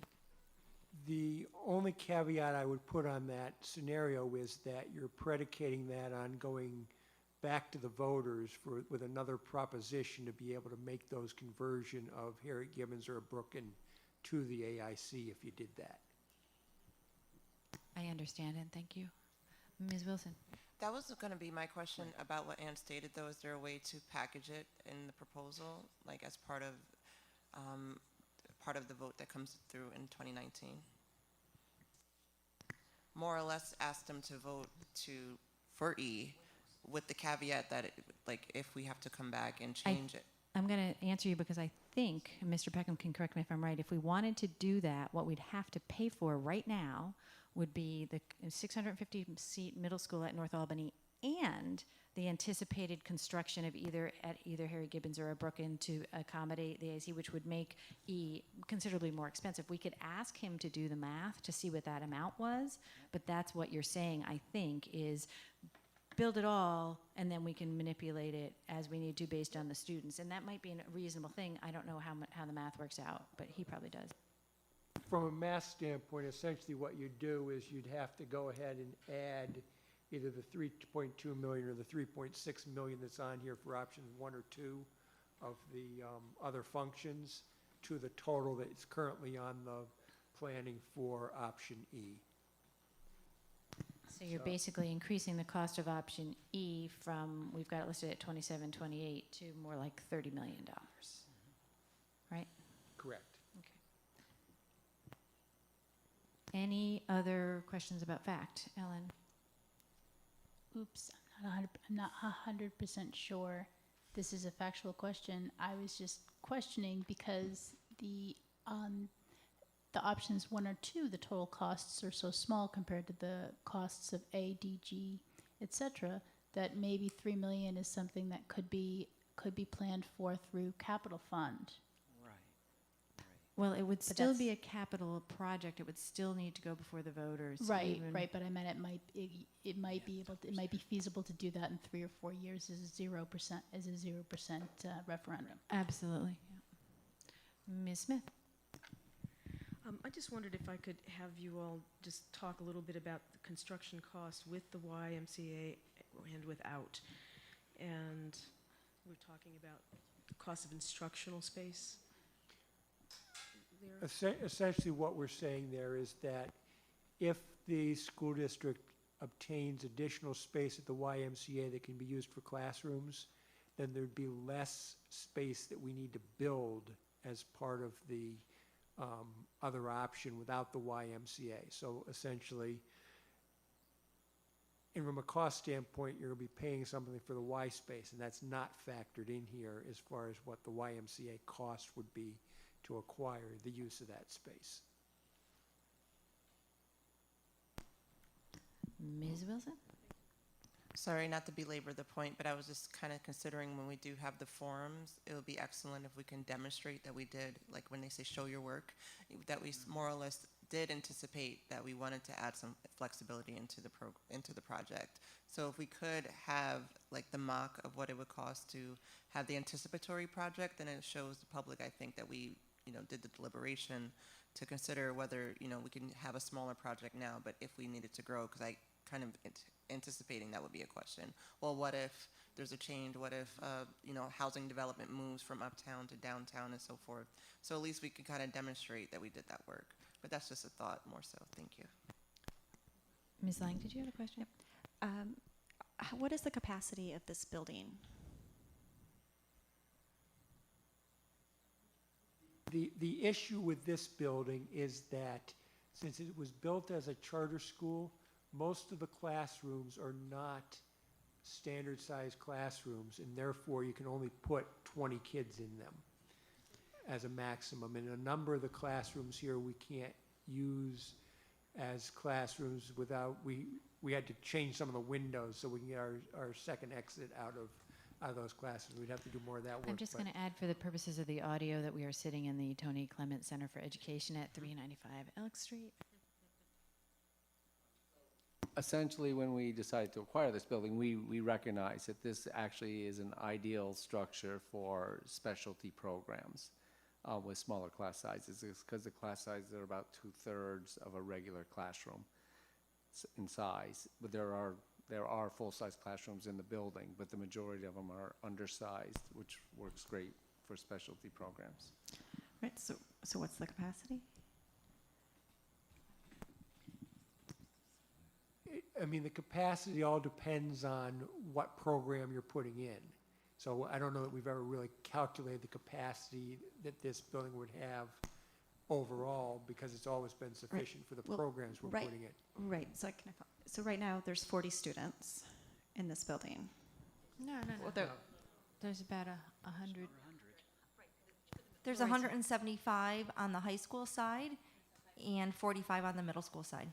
Right. It's important for us all to remember, and for people in the public who are looking at these numbers, the two numbers that say 40 and 60 on the spreadsheets that are ahead of us, that are displaying that, those are just the middle school students in these combined programs that contain both high school and middle school students, because only the middle school students are relevant to the decision making we're doing right now about capacity at the middle school size. There are many high school students in both programs that don't show up on these sheets for those reasons. Although I do think there's been enough confusion on this point, and we've had to recycle that question multiple times, that we should make sure when we present it to the community, it's very explicit, because somebody is going to raise that question and it's very confusing. So let's make sure we put that into. So the reason I'm asking is that I do know that, that this is a small program, and AIC is a fairly small program, and our intention is to keep the middle school and the high school program together, wherever they go. Could this building also take AIC, or would that be too, or is there No. is there a conversation of what it would cost to make this building? Would it be a small? Okay, so I think Ms. McKenna wants to answer the first question about whether there's currently room now, but then I think there was a second question for Mr. Peckham, which is, would it be possible to manipulate this building with an addition or some other change to it to make it possible? Those are the two separate questions. So, So In Ms. McKenna? anticipation for 4, yes. So no, this building could not handle both AIC and Tony Clement programs. We also have administrative offices in this building, so that takes up classroom spaces as well. But those administrative offices could presumably be relocated if that would make this building big enough, right? But they're not permanently here for some reason having to do with the program in the building, are they? Lori's looking at me like I didn't make any sense, so obviously I didn't make any sense. The administrative offices that are here are not just the ones that support this particular space. So if we needed student space in the building, they could be put to Harriet Gibbons or a Brooklyn or wherever we could find space for them. Is that right?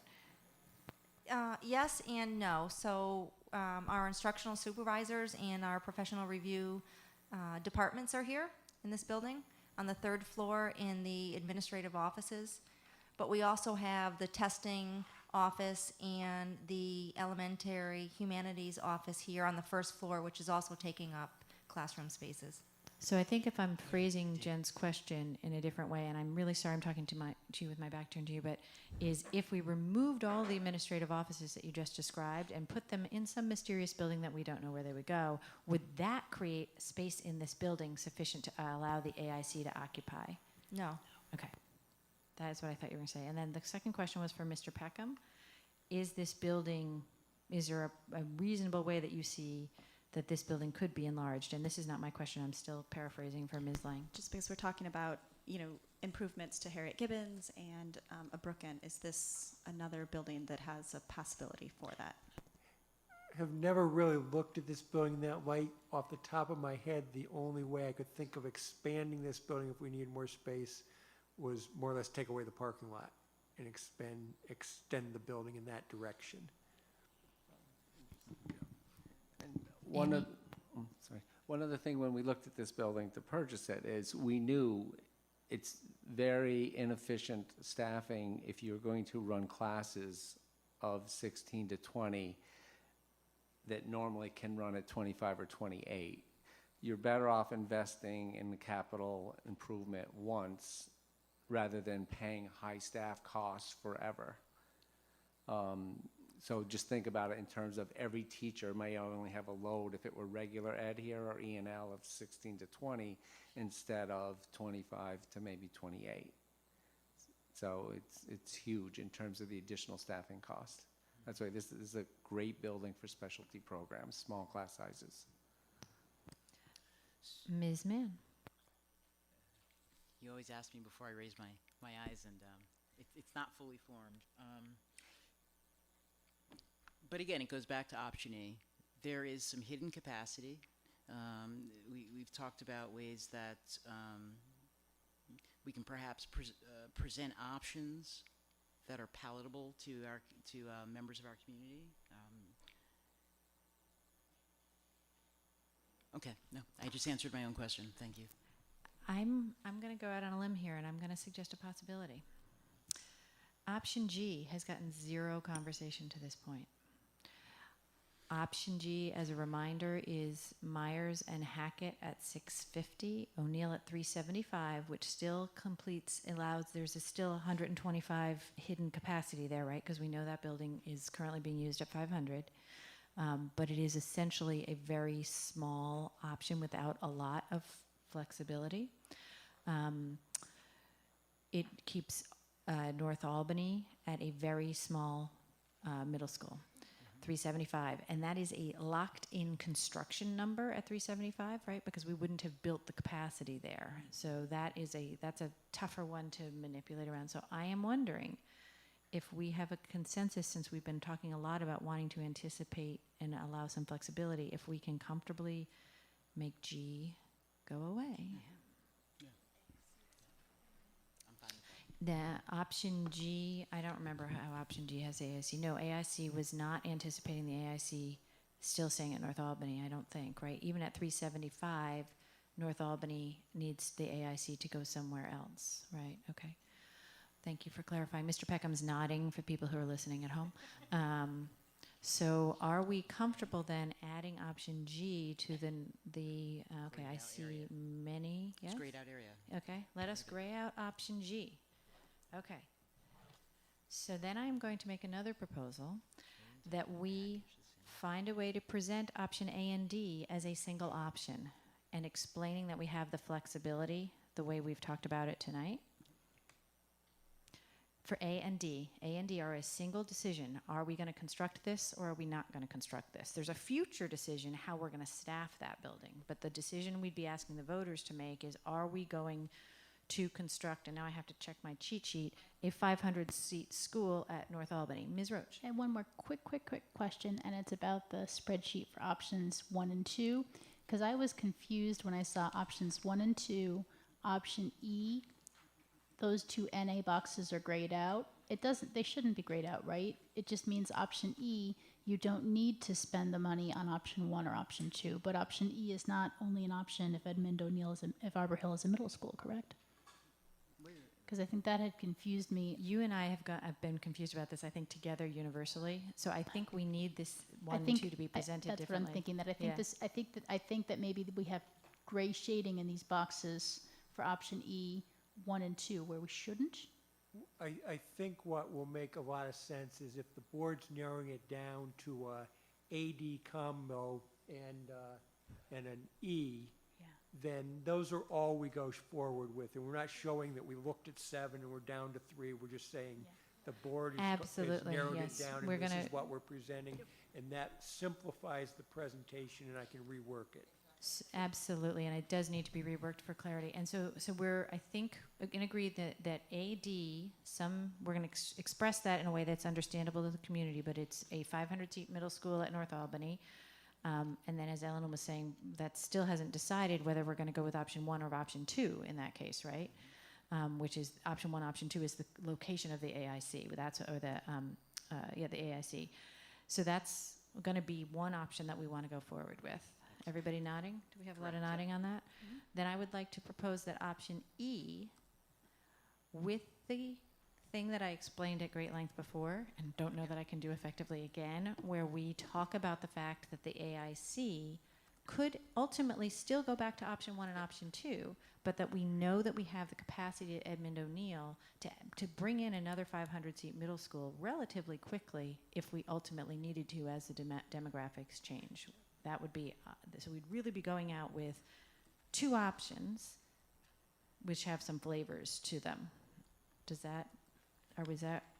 We'd have to see how that's going to be presented in 2 weeks to make sure that we're fully on board with it, but that would be Vicky's thinking. Everybody, why don't we take just a minute quick question regarding to that option E that you just mentioned. Yeah. So option E requires you to build a 650 Correct. Size school, right?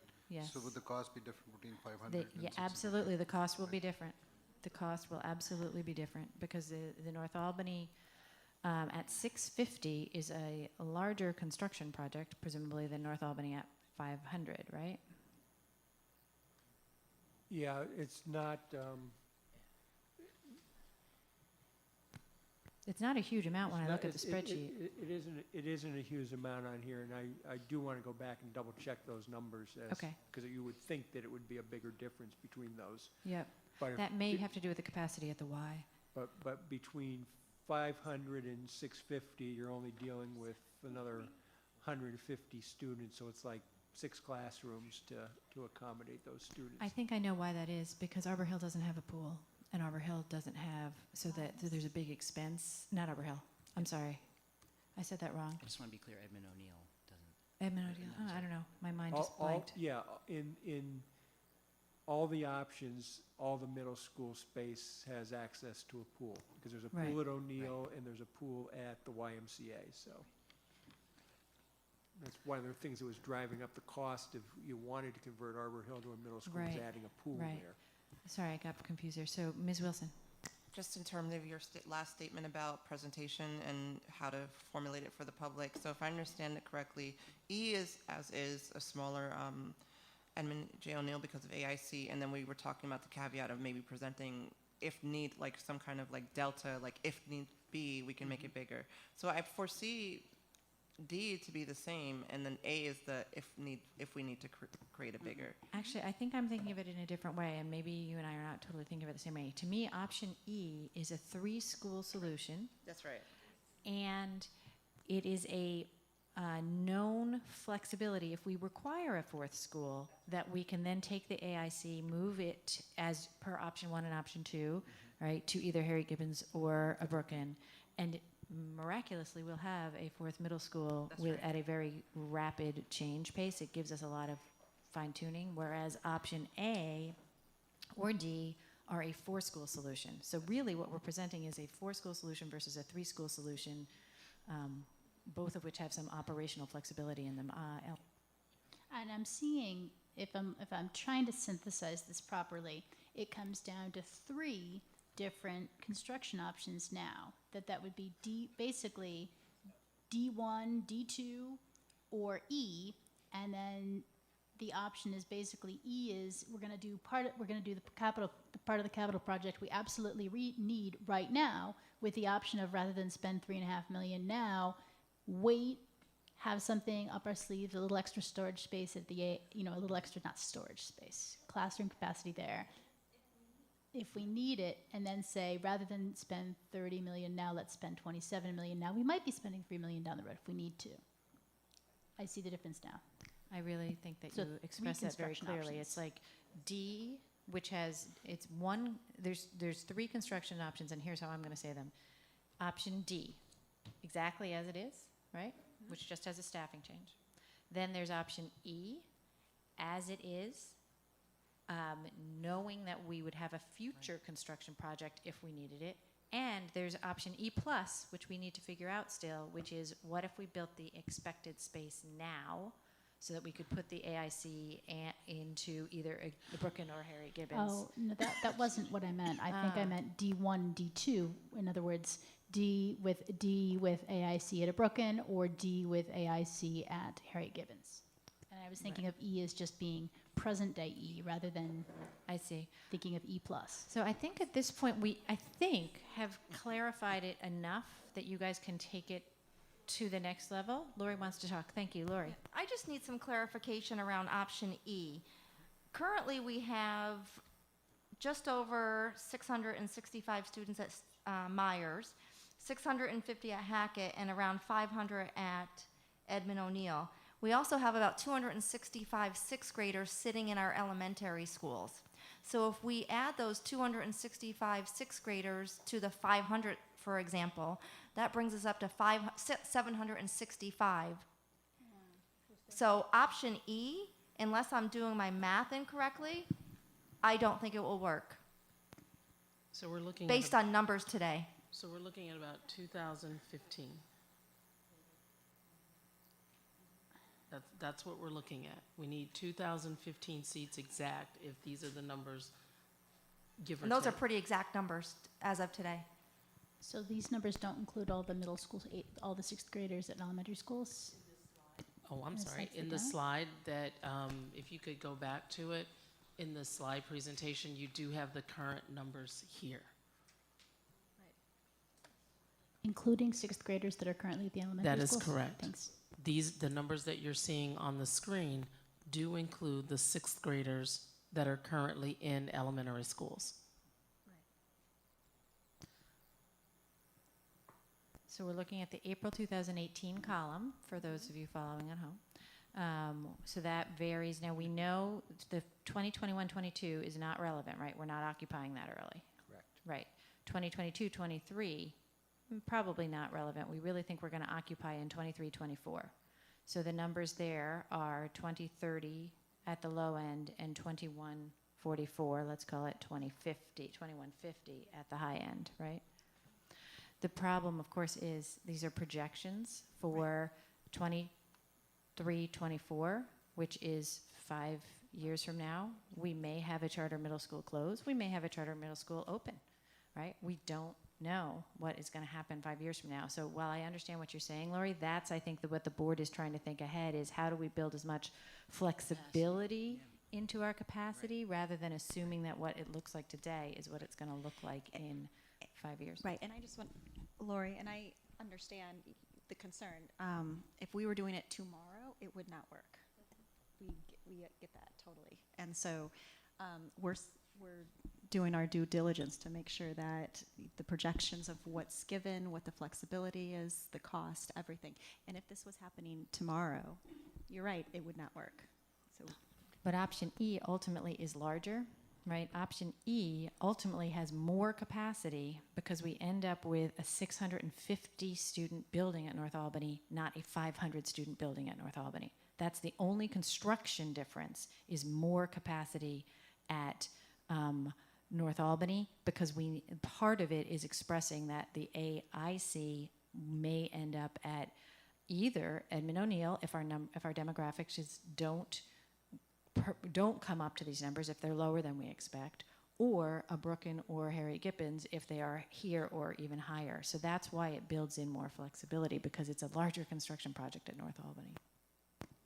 And so I'm trying to guess, well, not guess exactly, but an E plus option, which would have 650 at Myers, Hackett, and North Albany.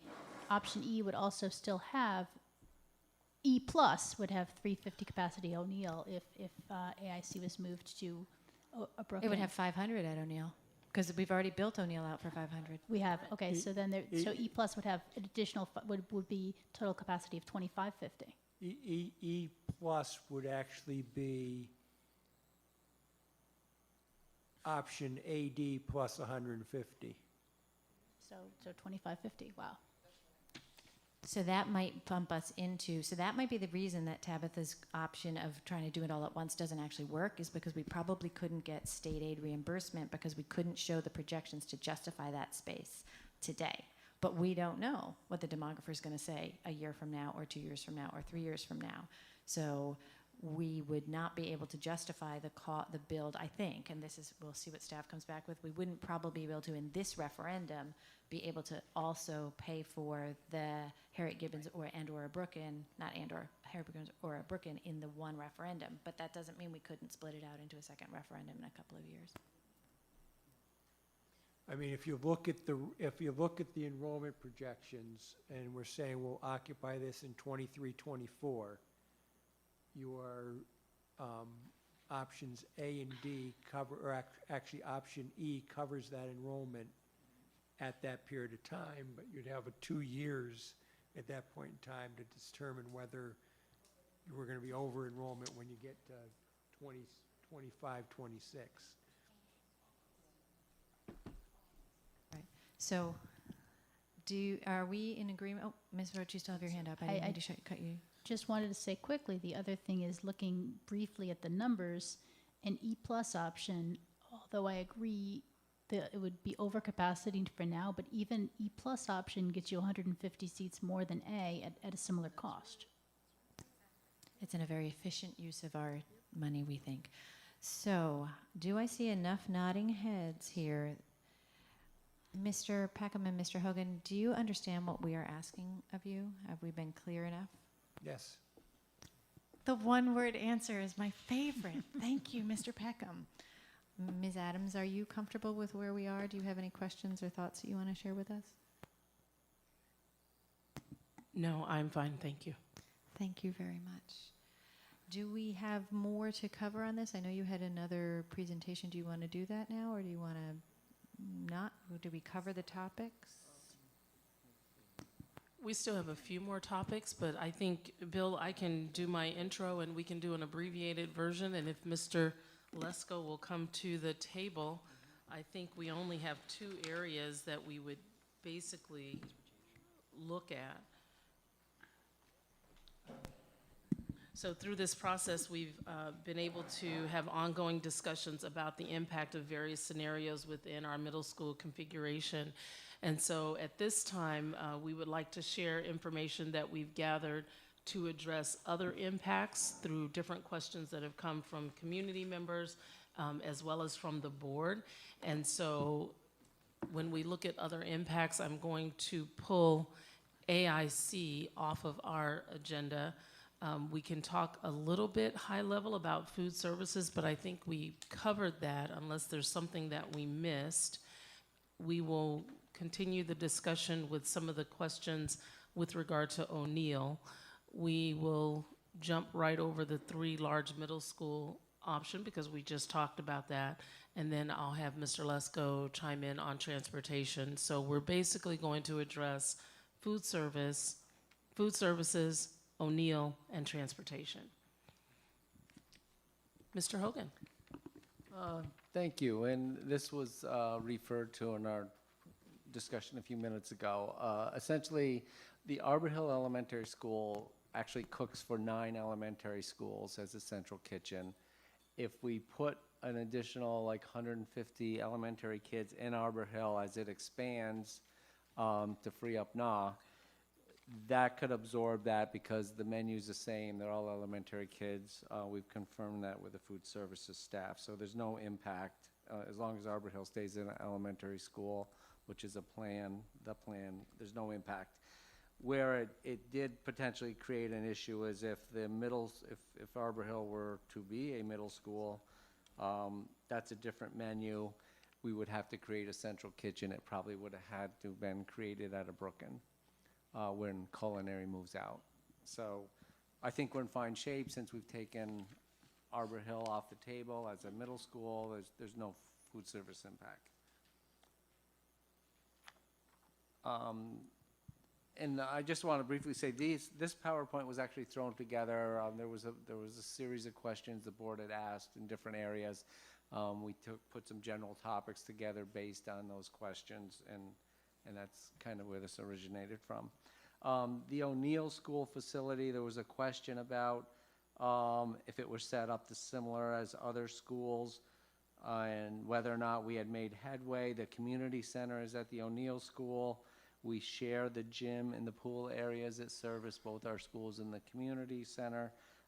We've worked with the city. They have agreed to let us have full access to those areas during the school day.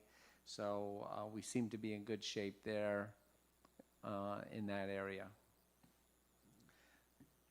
The one difference between O'Neill, like when you compare it to Hackett and Myers, is obviously there's less green space. We have already explored to see if we could buy adjacent properties. You'd want to buy 3 or 4 of them in a row. There's nothing available right now. There's a couple other areas in there we can still approach people. They're not for sale, but there's one other potential area there that we might be able to do something on. Another one we explored where there was 4 or 5 properties adjacent. We couldn't buy that one. We tried that one. There's no auditorium at O'Neill, but there is a recessed area with a staging area. Also, as part of the capital project, they bought a stage extender, so it can function as an auditorium. It's not a Hackett auditorium or a Myers one, but it's a dual-purpose auditorium and gymnasium. And we did actually put additional acoustical materials in the gym as well, knowing that it was going to be a dual-purpose room. The next slide is actually, we're going to turn it over to Mr. Lesko. They really deal with questions in the area of transportation. And again, these are all related to considerations on the middle school reconfiguration. So Denise Town, our transportation director, has researched the possibility of a child safety zone and following the state education guidelines for those kinds of areas. And there is absolutely no way that we would be able to create a child safety zone for the area for North Albany, where this along said North Pearl, where the students would be walking from North Albany to Arbor Hill. It meets absolutely it meets one of the criteria to the tune of 1 point. And you need, I forget the exact number, but I believe it's 25 or 27 points, somewhere in that range. So there's no way that she could put the criteria together to get us anywhere near where we would need to be to even submit it to Albany County for a review of that process. The crosswalks are properly marked. There's a light at the intersection. The sidewalks are properly spaced from the road. There's a proper shoulder. The road is all 30 miles an hour. So it just doesn't meet any of the criteria along that way. The average walking distance, currently students at North Albany Academy walk about, the students who walk to North Albany Academy walk about 0.3 miles to North Albany Academy. If they walked to Arbor Hill Elementary School, those same students would walk just a shade over 1 mile, 1.01 miles. You know, just to take a look at it, because at the moment we don't know which students would be going to which schools, but just to give you an idea of another average walking distance, the currents who currently attend O'Neill Middle School walk 0.66 miles to school on average on a daily basis. Denise and I have two separate calculations on what the estimates would be of calculating, and I've not had an opportunity to sit down with her and clarify it. Her numbers are significantly higher than the numbers that I've come up with. The numbers that I've developed would show us in the $2 million range annually if we were to reduce the zone, and this is just for our students. This does not take into account the private parochial and charter students. A $2 million additional expense annually for reducing the zone to 1 mile, and $4 million annually in addition to what we pay currently for reducing the zones to 0.5 miles. Her numbers are significantly higher than that, well into the double figures of millions of dollars annually. So again, I'd like to clarify that with her to see how she was coming up with those calculations. Both large sums of money, certainly one significantly larger than the other, as we would consider the possibility of a referendum with no state aid for those scenarios. Are you done, gentlemen? Shall we do questions now, or is there more? Okay, so we are going to go to board questions now. Ms. Lang, Ms. Roach, Ms. Wilson? Who? How about Ms. Lang, then Ms. Lang, Ms. Roach, Ms. Lang, Ms. Wilson? It's just a quick question. I assume that the reason you haven't calculated increased transportation costs for private parochial students is just the difficulty of calculating that. I assume it wouldn't be legal to reduce, I don't know, maybe Bill or somebody would know, you can't reduce your transportation zone for your own students without also reducing it for the private and parochial students for whom we provide transportation, correct? Correct. You have to offer the same things to all districts and all kids in the community. That's what I thought. Thanks.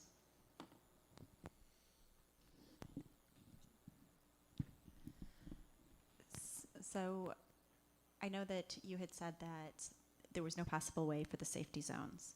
Is there a way to appeal to the county, or is that just they would reject it wholeheartedly just because we haven't submitted, we haven't been rejected? So I guess I'm just wondering if there are some other factors that we could put in there as a soft reason that may not comply to the SED regulations, that there could be some kind of conversation or something, appeal process. We certainly can reach out to them and ask that question. My feeling is we're not even close.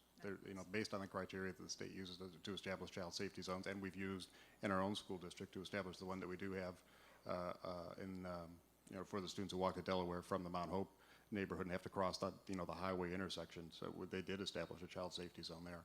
We're not even remotely close to that criteria, but it certainly could not hurt to ask if there is some kind of a some sort of criteria they could apply that perhaps we're not aware of that would fit even- with that kind of a zone that they're And walking even through. if there is a small neighborhood that it fits in too, would be helpful if there is somewhere where there's a concentration, just like the Mount Hope neighborhood. Right.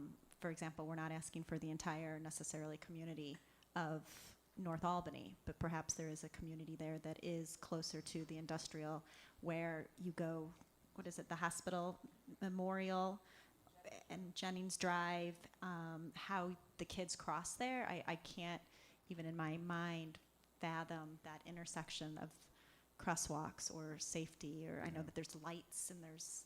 Would they be crossing far down from the hospital? But it's still, I'm very familiar with that, driven Right, so through that warehouse that's over really a the lot, just area that taking a I'm look at it. mostly concentrating. It's Correct, not, right. it's not Pearl Street necessarily or Broadway necessarily, but I do feel that there are corridors there that I have a hard time understanding that would be okay for a kindergartner to walk across, especially that particular No, I area. understand. Sure. Ms. Wilson, did you have something to add? I was just curious if your analysis revealed any other comparable 1 mile walks for other schools in our district. Just off the top of my head, I just couldn't think of any. So along Jen's line of thinking, I'm just wondering if there's anything that falls in that realm. Are you asking to see, because I think Denise said it was not hard to do this, the average walk for existing schools? I think that's what I heard. I don't know the answer to that, but I'm going to guess that is pretty easy for us to pull the average walk zone for all the other elementary schools, or the average walk distance for the students at the other elementary schools. I think the other thing that we're all very cognizant of, which is not given by those numbers, although it would be helpful to see those numbers, is how the issues of class overlay on those, because it's a very different thing to have an average 1 mile expected walk when the reality is that the people in that community mostly have cars and mostly drop, versus a 1 mile walk in a neighborhood where most people don't have cars and therefore the families are actually walking the walk. Do you understand what I'm saying? So that would be, I would love to see, and I don't know how hard this is. I've mentioned this to Ms. Adams at some point. This was sort of a passing thought. I would love to see a grid which showed for each school where the students in that school are actually coming from. Are they actually coming from their neighborhood school, or are they coming from farther? Do you understand what I'm asking? Like for Eagle Point, how most of the kids come from Eagle Point, or are they actually coming from Pine Hills or wherever?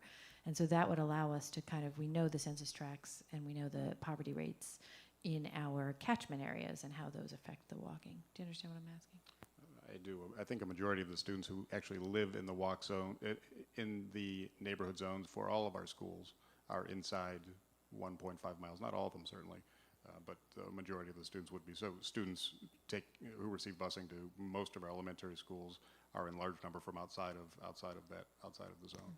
Interesting. And that's, we've talked about before, North Albany and Arbor Hill are 1.3 miles apart, school to school. So, just, from one building to the other, they're within each other's busing zone. Right. Anybody else have questions that they want to ask about this second presentation? Questions or comments? Ms. Alexander-Mann, are you ready? I am. Okay. I just wanted to get back to the transportation. When I think about the walk from the North Albany School to Arbor Hill, there is something very unique about it. I mean, I know we mentioned the busyness up near Jennings Drive, but also the area that comes along. I believe it's Pearl, and it kind of swings around. It's almost. Maybe it's Broadway and Pearl. Where it goes under the There's train like underpass. This overpass Yeah. that's Right. rusted, and so I wonder, and it's also kind of a combination of a neighborhood, almost like a warehouse district in that area. So, so I wonder when we look at state ed, and I'm sure you've already done it. Has that been considered? Is there an exception for like that? That's very different from children, perhaps who are living on one street and walking to Sheridan Prep. Am I making myself clear? It's a very, there are spots that are very different.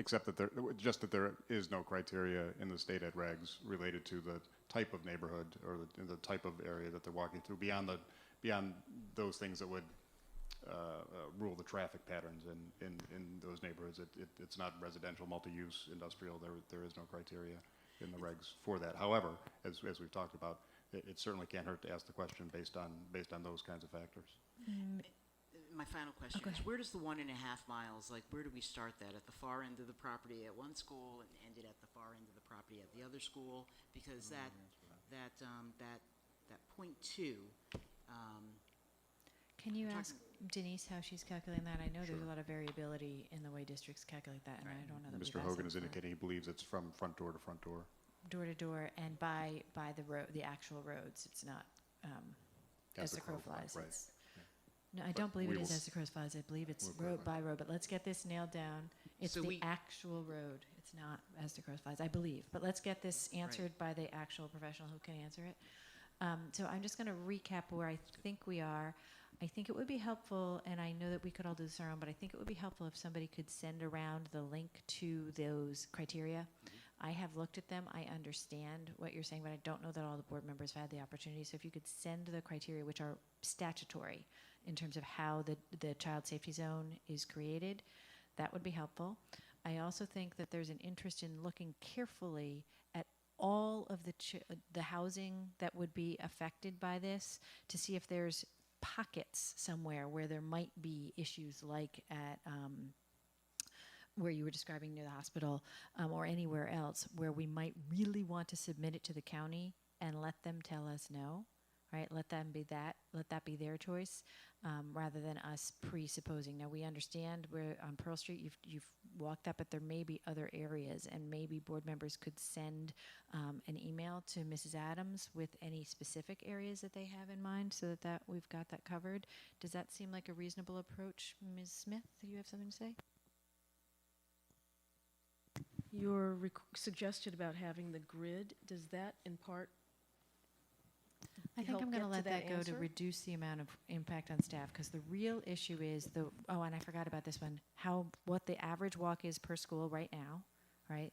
So how the average walk is per school right now, the criteria that are in the statute or in the regulation that comes from the statute, and then while I am interested in the grid, I'm not sure as I think about it whether it will help us get to this particular topic, but you want it, yeah. No, but you said you wanted to know where the kids come from. So I kind of, if you're going that route, to Ms. Alexander Mann's question, how many students are we talking about live, say, in that or walking from that particular area that she's talking about? So do you see what I'm saying?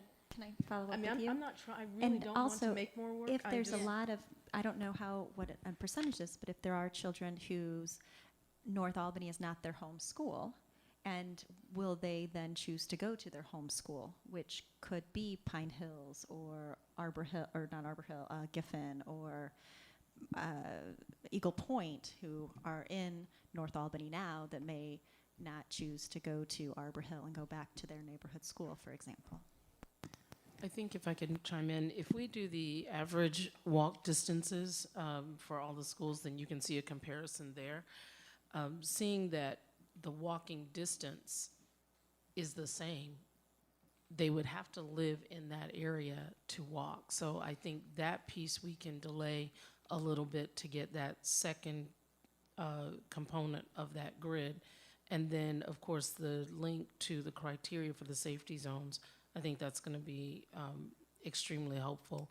When we talk about the affected housing, I think we'll get to that through those average walking distances, because we'll be able to see how many walkers are at a particular school, because they're still going to be in the area, and we'll be able to determine, you know,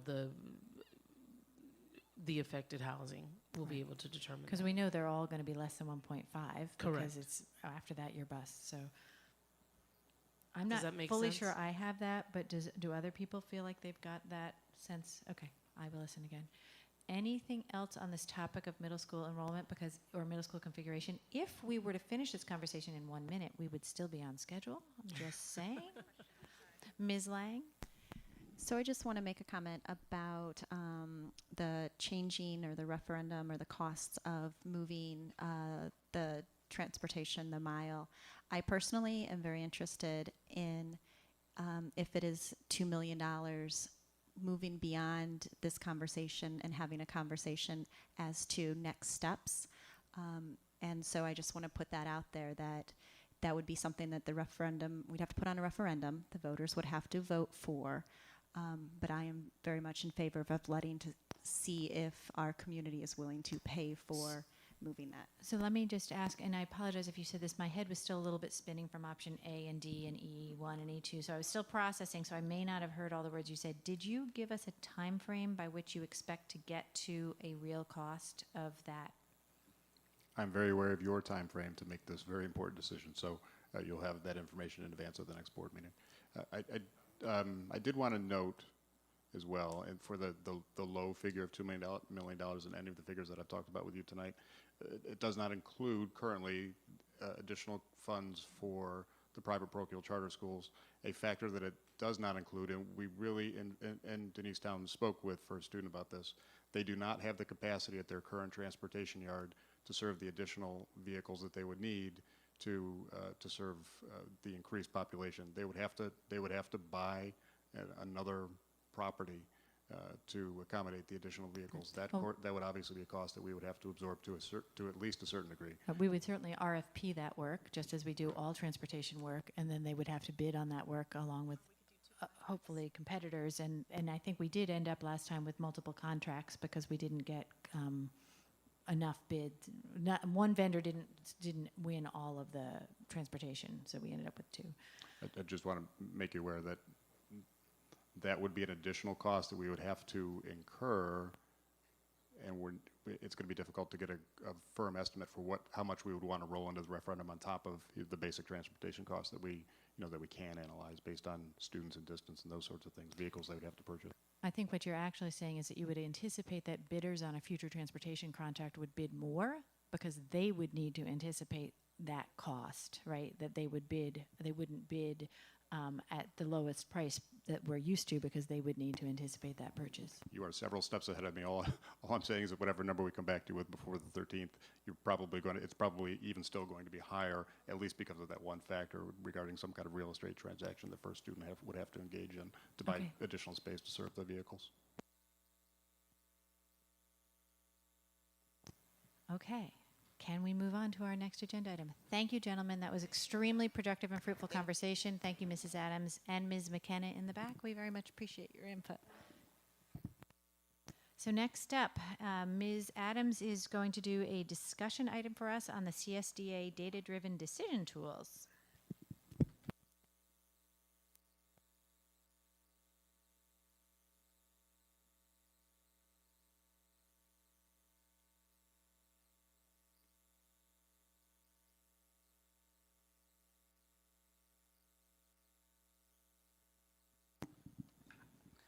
So good evening again. I have with me tonight Ms. Lynn Strang. She's going to assist with this presentation. And just to make sure that we're framing it and we're in the right context, this is truly a discussion item. We wanted to start to preset some of the conversation about the various tools that we use to monitor the progress of our students. And as aligned with our goal of student achievement and the priority of utilizing data to inform our decisions and improve our instructional practice, we are just sharing one example of how we're able to take sample data, interpret that data, and provide targeted intervention in the context of our process of progress monitoring and how the data is used. I also want to extend thank yous to Dr. Wilson Turner, Karen Bechtel, for helping to provide some input regarding the context of iRead and Systems 44. I would like to be very clear that these programs were not designed to take the place of instruction. They are designed to be center activities. The training that was conducted was limited to the coaches to monitor the program at the building level and mainly provide technical assistance. Our teachers, and more specifically our reading teachers, use multiple measures to measure to progress monitor our students' progress, and things such as Ames Web. Those are things that are used within the classroom. iRead is not a computer-based assessment, but a progress monitoring tool that is part of the software and that students are left on their own devices to navigate this software. The assessment is part of the software, and because the system is somewhat intuitive and based on the lessons that the student engages in, trends are determined and then the analytics are provided. The purpose of sharing this brief presentation, I'll go through right here. The purpose of sharing this brief presentation is to inform the board that in addition to upcoming information which will be shared in a few weeks surrounding the RTI and academic reports, we are already moving forward in our elementary schools with additional support at the student level with interventions designed to assist with providing targeted assistance for some of our hard-to-reach students. And so we'll start with one of my favorite quotes by Maya Angelou: "When we know better, we do better." And so the purpose of us using this data, it's not to point fingers, but it's to look at what are those things that we are doing as a system so that we can build in that cycle of continuous improvement. And while it may be multiple measures, we still need to be able, at the end of the day, to determine how effective are the progress monitoring tools that we are using. Are they helping us make those decisions? And so yet again, just so that you know, this is not the end all and the be all. This is only one tool just to give you a sampling of the type of data analysis that our teachers are engaging in. And again, when Ms. Bechtel comes forward in a few weeks with the RTI and the academic reports, you'll hear more about additional progress monitoring tools. So at this time, Lynn? Good. I'm excited to be here and to share with you something that's near and dear to my heart, literacy. Last year, we began mid-year with implementing iRead within 11 of our 12 elementary schools. The 12th school, Giffen, already started another program, and they would like to see that out with a little bit more long-term. iRead is a adaptive learning opportunity for the students. It enhances what the teacher is doing with an explicit, differentiated instruction for all kids. When the students have the opportunity to practice what the teacher taught them, this is one of the center activities whereby each child has an adaptive learning program. It's very engaging. The students like it. There's monsters. There's an opportunity for goal setting, which is, basically research supported. When you work with children and you show them where they are on the continuum, it motivates them to achieve better. The program that was selected for the district is congruent with what we're already doing. It has the same lexicon. It aligns with our informative diagnostic assessment. It aligns with our core program. It's explicit to the needs of our students. And it also aligns with our data teaming. And why I say that is there are reports on a weekly basis, and I also there's reports that can be sent home to the families that say exactly what the children are successful with, what they need reinforcement with, what the words are. There are downloadables that support whatever the academic need is for the students. And actually, there's the songs that the kids like and engaging. This is a K-2 program with all the fundamental foundational reading skills that, are on a continuum.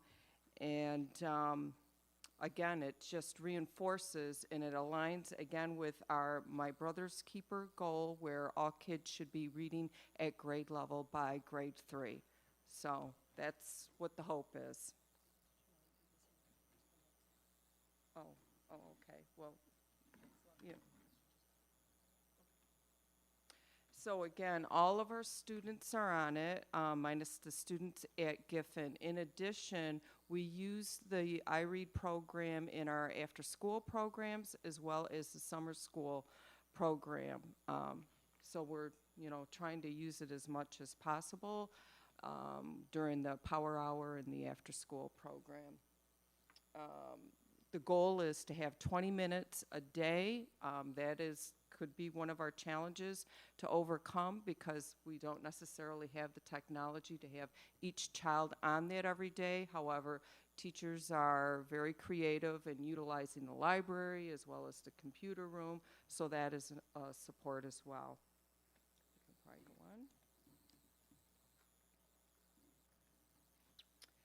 on. And this is an example of the type of information that we do get from the iRead. Again, our goal is to get all students reading at grade level by grade 3, so we know exactly where our deficits are, and this is important for the teachers too, to reinforce that instruction to meet the needs of our students. System 44 is really the sister company of iRead. It is the same type of concept where it reinforces foundational reading skills. Currently, we have one school that is piloting it, Sheridan Preparatory, and also it's being used in the middle school and high school to support students with disabilities. Again, it reinforces, it's not as gamey as the iRead is, where it's animated with monsters. It's more appropriate developmentally for an older student. We're seeing gains. Again, Sheridan Prep didn't start using this until December of last year. And even within that short time, we are seeing gains. And so again, this isn't something that, an intervention that we want the student to be in. Long term, the hope is to get in, to accelerate, to get them up to grade level, so then they can be back at, where they should be, and not using an intervention, an intense intervention. Are there any questions? Ms. Wilson. My only question was about the implementation later in the year. Was the thought to sort of pilot the material to see how it would work within a full school year? Why did it start last year? We had some schools that started in the beginning of the year. It really came out because it was supported through a grant, the My Brother's Keepers grant, and we didn't get the funding right at the beginning of the year. Ms. Roach. So you said the goal is to have the students in K through 2 spend 20 minutes a day using the software. Is this going to be 20 minutes of time on the computer using the software instead of some other computer program that they were using in years past, or is it an additional 20? I'm a little concerned about an additional 20 minutes of time in front of a computer for our youngest learners. No, this is during the classroom time when students spend 15 minutes with the classroom teacher, 15 minutes with the reading teacher, and then they have time to practice what was taught by the teacher, either by reading a book or doing an activity, and then in addition using the time on the iRead. So in the past, have we had that goal of daily computer usage for all students in these grades? No, I think what was happening is different schools had different vehicles, and we're trying now to have a program that is universal, that is research-based, and will address the specific needs of students. And I'll just follow up. I think it's during group activities where the different groups break up. And so I think the teachers, at least in my experience of the 4 children I've gone through, there was different programs, but always kind of 4 computers where the kids, that was their center on that computer time. And it seems that they're now trying to universify the program on that computer during that particular center And that, time. and that makes sense that if the kids are going to have computer time every day, that's a standardized thing across the district and that they're spending their time using the most. So if you look at the model that is on the screen, it would fall right in the red area where we have the small group learning. So that opportunity would be built in. Other questions? Ms. Lang? That wasn't my question, that was just. You had said that they want to get out, the goal is to get out of this. Was that the second program, or was that still iRead? That's System 44. That's the system, which is the older one. Yes. Okay, so the System 44 still is addressing foundational reading skills. Many students haven't mastered that, and they might be in 3rd grade, 4th grade, maybe even an older grade. So to become a fluent reader, you have to master those basic skills, and that's what System 44 And then the iRead is for all students, and it kind of meets them at their That's right. own level, That's regardless if their correct. phonics are low or high program. Okay, thank you. Ms. Smith? I do get very excited about these things. 2 questions. One, might you be coming before us around budget time for more technology? And then I have a follow-up. That may be a possibility because we would need to make sure that we determine, based on how the schools are doing any intervention, not just these. I just want to broaden that perspective as well. Any progress monitoring tool that may use technology, do they have carts? Do they have the mobile carts in the building so that they can facilitate that assessment? Or that progress monitoring tool, what do they have in the computer labs? So yes, there may be cost or budget implications. Can I ask a follow-up? And follow-up, is there any way or any component of this that can be accessible from home or in the public library as a practice means for students? That has been an ongoing question with teachers, and even when we train the after-school tutors. We haven't at this juncture. You could provide that opportunity, but there'd have to be good training with the parents. My fear is if you have like your older sibling get on the program, then, it's going to skew the information. So, it's specific to how the child responds. I kind of thought you would say that, but I was just trying to increase the, access. There are a lot of, like the downloadable books and activities. So at our last superintendent's conference, we did download everything that was on the program. So each building has that. So now we can copy off the books and the little activities and whatnot to provide that additional support at home. Other questions? I have one question. Let me ask one question first before I let you ask another question. The iRead, is any of that data, or how is that data correlated to the New York State exams? Like, as I look at this beautiful many-colored chart, I see that in 2nd grade, we have moved many children into the 2nd grade level or higher up the 2nd grade level than they were before. But if this were, obviously we don't assess at 2nd grade yet, but are they, is that moving them towards a place where they'd be ready to be proficient, meaning 3 or 4 on the New York State exams the following year? Or is it kind of like the NWEA where it's the middle of the 2nd grade, so 50% isn't what we need? They have to have mastered all of these skills to be able to read like the 3rd grade assessment. So very often if a student takes a 3rd grade assessment, we don't know if they couldn't read it, if that's why they didn't get the question and they just guessed.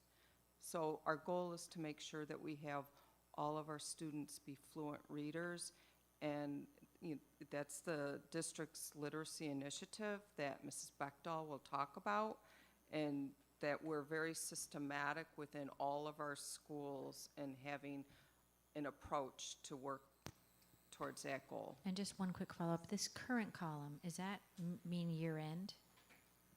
Was this as of June? Yeah, yes, yes.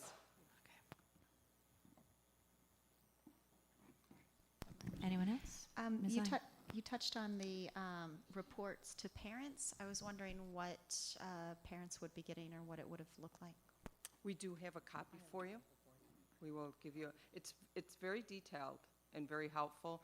In fact, for our summer school, that's what we used as the report card for the K2, because it is very specific, along with narratives to go along with it as well. We look forward to seeing that. Anyone else have questions on this, or can we move on? Okay, Mr. Baker, thank you for Thank waiting you. so patiently. Thank you. And thank you, Ms. Strang. Strang, it's nice to see you.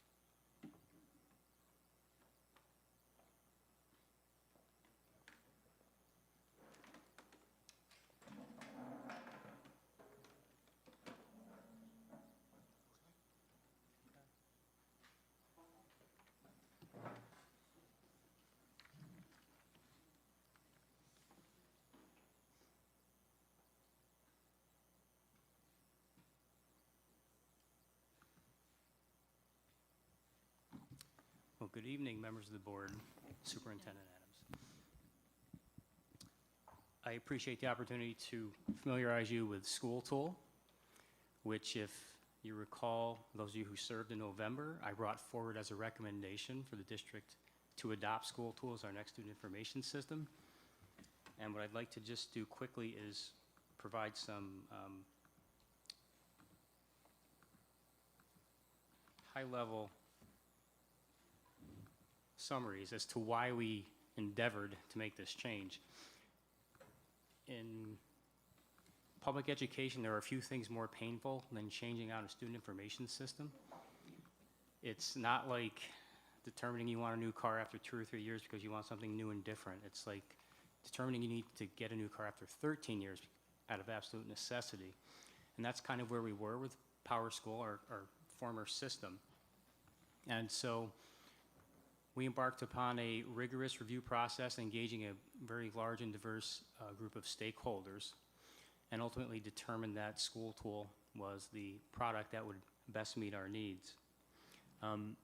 We went into contract in December and have maintained a fairly aggressive timeline for implementation since then.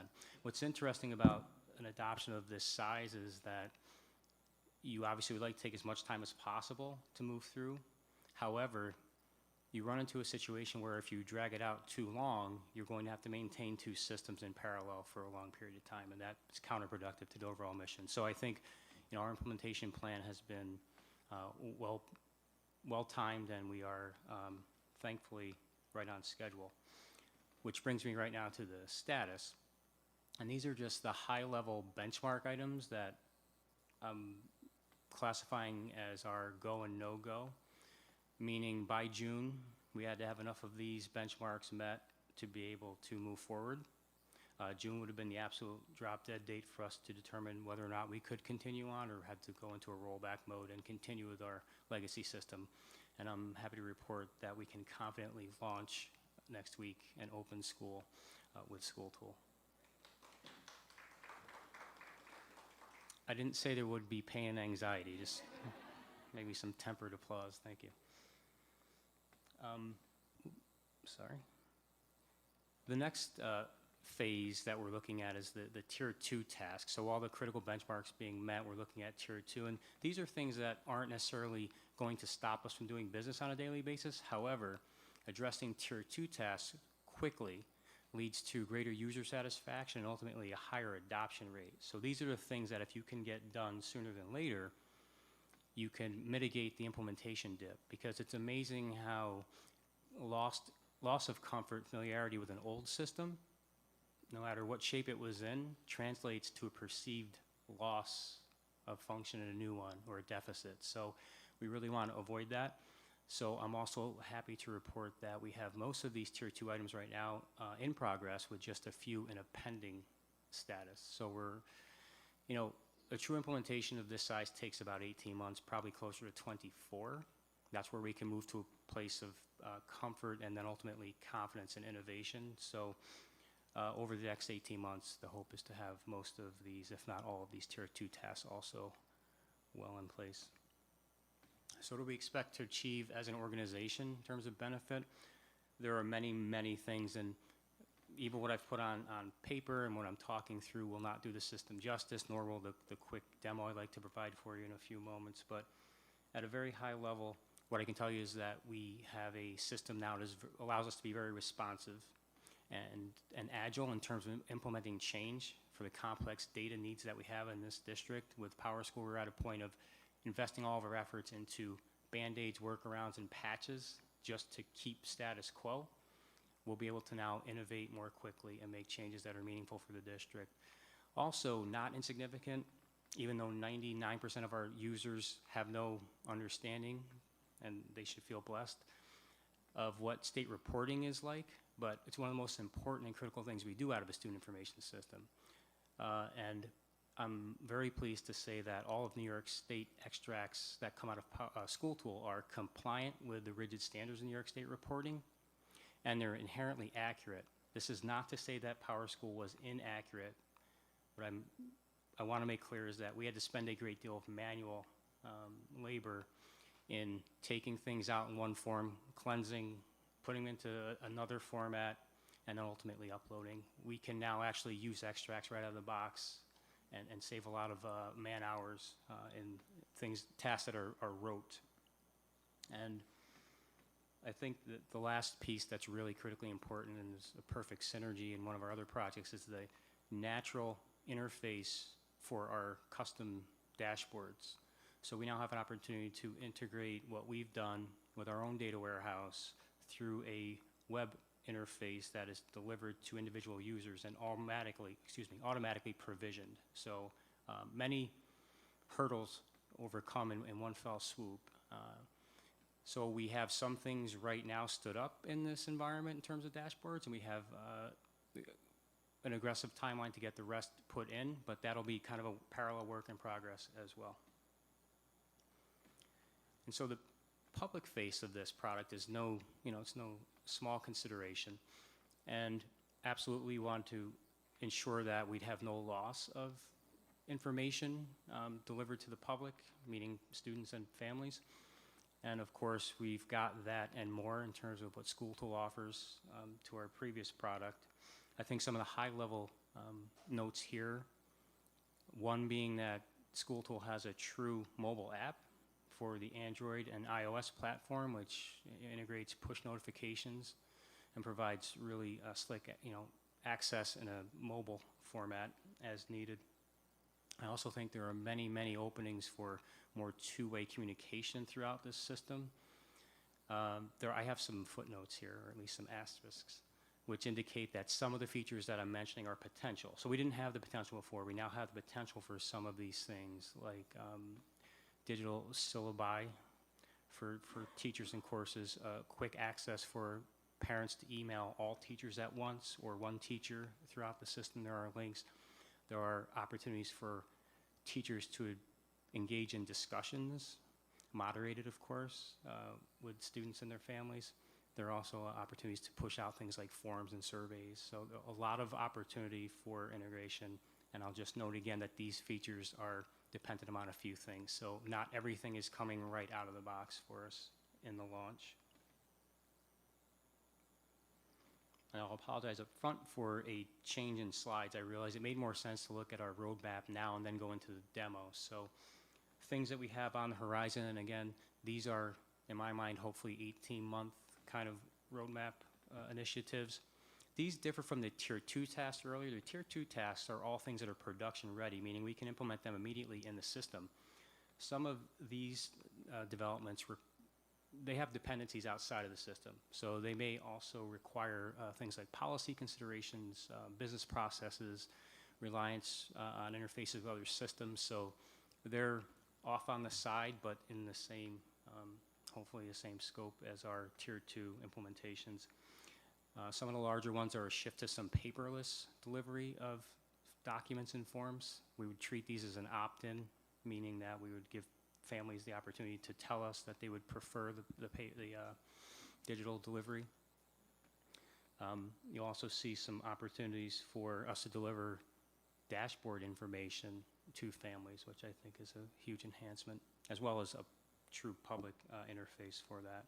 And lastly, an LMS, or a learning management system integration. That's one of the other big projects that I'd like to get to sooner than later in terms of moving our district forward in delivering academic program. So if you will give me a moment, I would like to take you through the interface just to give you a general look at what a staff member would see, a general admin or staff member, a teacher very briefly, and then just the parent portal part quickly.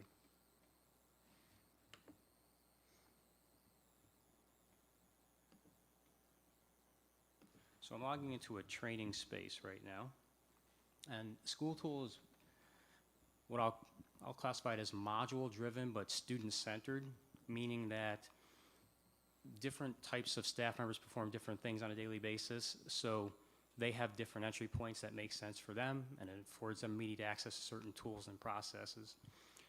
However, all of these things are also available from within a student, so you can work globally or you can work from a student-centered approach. So I'm going to pull up just a test student.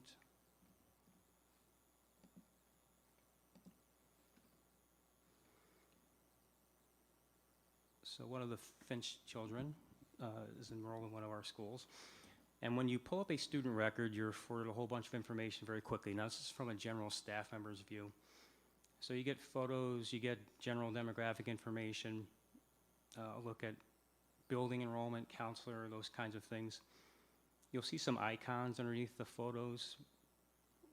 One you'll see consistently throughout the system is the dashboard integration. So there are two ways to get through the dashboard suite. One is directly through a student, which obviously is sourced from that student. And then there's a more global approach to dashboards, which allow you to start from a district level and kind of drill down, which is really nice, actually. We'll have all kinds of different alert flags in place, and they have mouse over, which is really nice, mouse over functionality, so people can just get a sense of what the flag represents. We've defined colors for different types of flags, and we can represent all kinds of things that are quick and visual. Also down below, you get a quick look at demographic information about that student, their family. You'll see email icons throughout. Those are hot links to launch a mail client. We also see that the sibling of GEM is Scout. Just by launching that, I can go into Scout's record now, so I've flipped into a new student, and I get the same information. And if you look at the top, you'll notice that then there are subordinate tabs here, and then a third tier of tabs down below. So depending on what someone needs to do, they very simply click onto any one of the other tabs, which will then bring them to a series of other subordinate tabs and allows them to work very quickly in a number of ways. And some of the things that we are capturing in here are kind of canned, so we have all kinds of grading information, which will go back for 13 years. So a student's entire history if they're a current senior. We're cataloging assessments, activities. The user-defined section, I'll just point out very quickly, is one of the really big advantages we have. We can now, in a formal way, bring in data that was residing outside of our student information system for a long time. So we have needs to track things like ELL or ENL information, and we can very quickly now put this into the system in an organized way. We worked with all the program offices on what their needs were in terms of capturing information. So we've built a whole bunch of screens that are related specifically to some of those different needs. Here's an example of RTI for elementary and so on. So truly, we have opportunities now to really formalize single source information.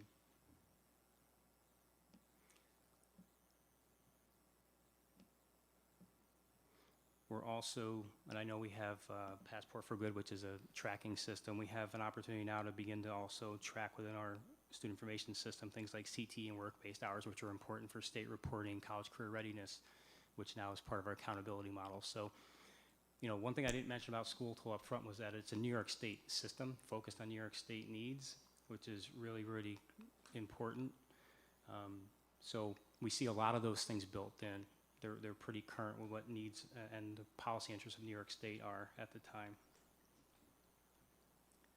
So I'm just going to pop out now very quickly to show you what a parent view is like.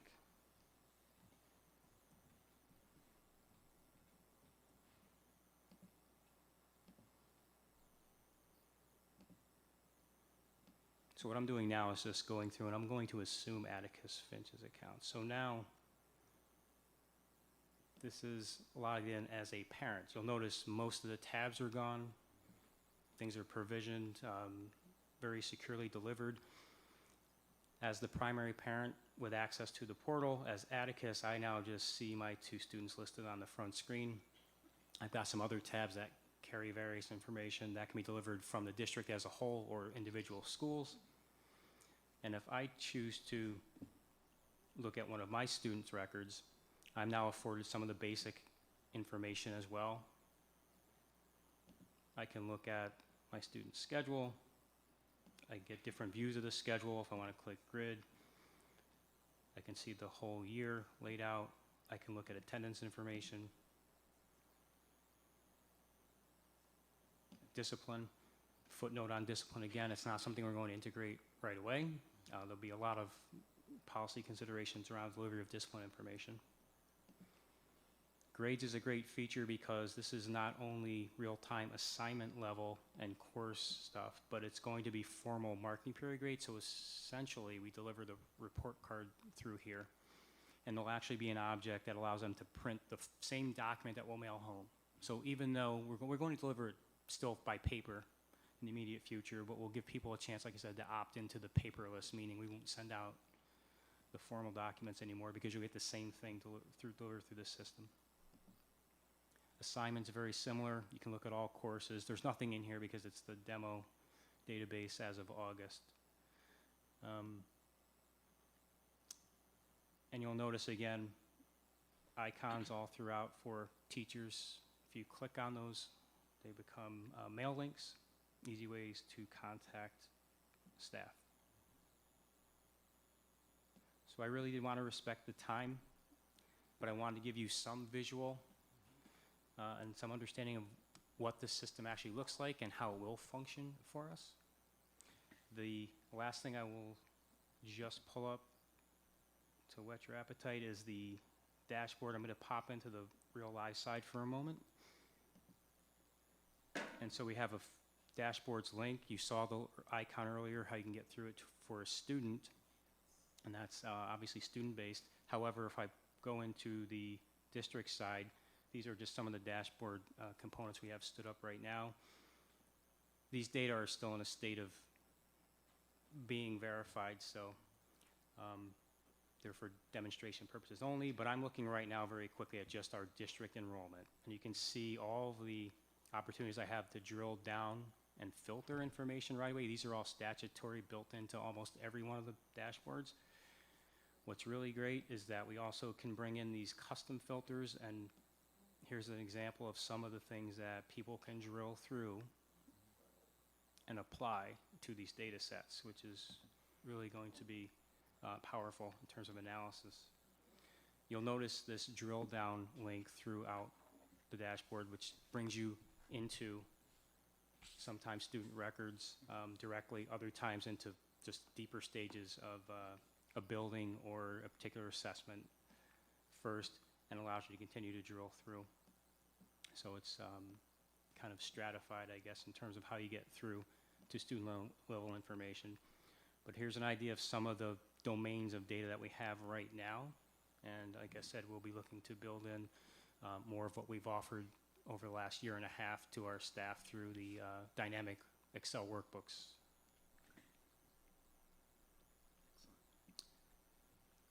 And I thank you for your time. Thank you very much for your work and your presentation. Does anyone have any questions? Lots of questions. Ms. Roach.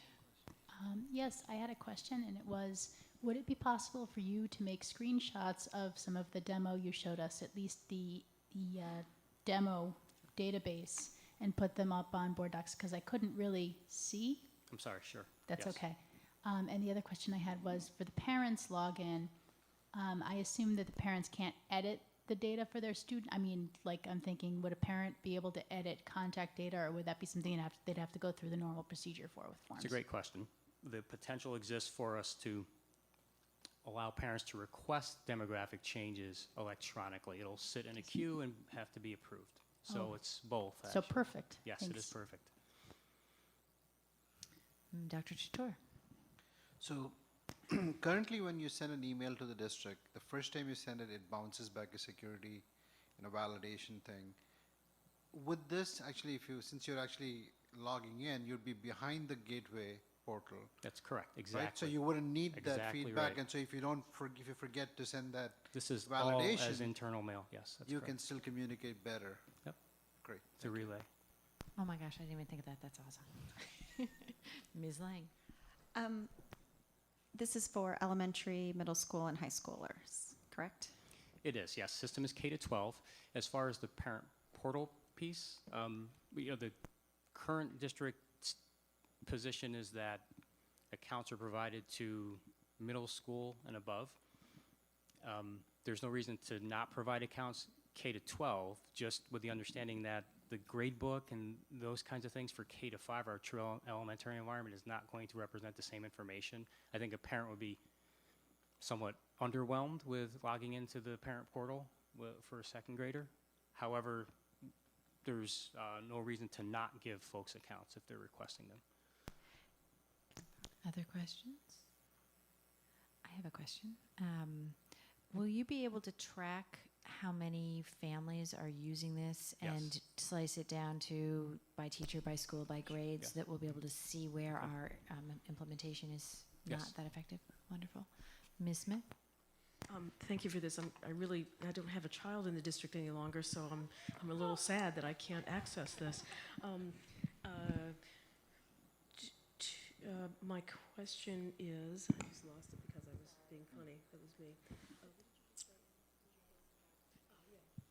My question is, and this comes up a lot around the workforce development work that we're doing, where, and I'll say that I've heard Carmen Duncan talk a lot with us about the fact that there are lots of people who still don't have, access to email and, phones and things like that. And I just wondered, do you have that same information that Ann asked? Like, how many parents were actually using Power School? And then, because I'm just, something odd about that. Everybody I know seems to have a text of some sort, so I'm not sure if it's accurate anymore. But I just wanted to ask you that. Like, do we know that we have the majority of our parents, or a small majority of our parents, accessing the current system, and what we're going to do to help them, become more familiar and access this? Yeah. So what I can tell you is that with Power School right now, we currently have somewhere in the neighborhood of 5,000 parent accounts. The extent to which those accounts are active is something I couldn't tell you. And those accounts go back to the inception of Power School. So I don't know if, those accounts are still, or excuse me, of parents who no longer have active students. You could have an account and you still, right now, it would be registered in Power School. So I'm not sure about the overall use, but in answering Ms. Savage's question earlier, I can tell you that we can track that much more closely moving forward. In terms of how we're going to communicate this, we've already got kind of a splash up on the district website. The goal is to migrate every existing parent portal account to a school tool account by the middle to late part of September, with an absolute cutoff of the second week of October, meaning we will have everyone who's got an existing account up. We'll also work with buildings. We've had some outreach already, rather, asking us to consider providing overview videos, which we will do for parent universities. We can be there to help sign people up at open house events.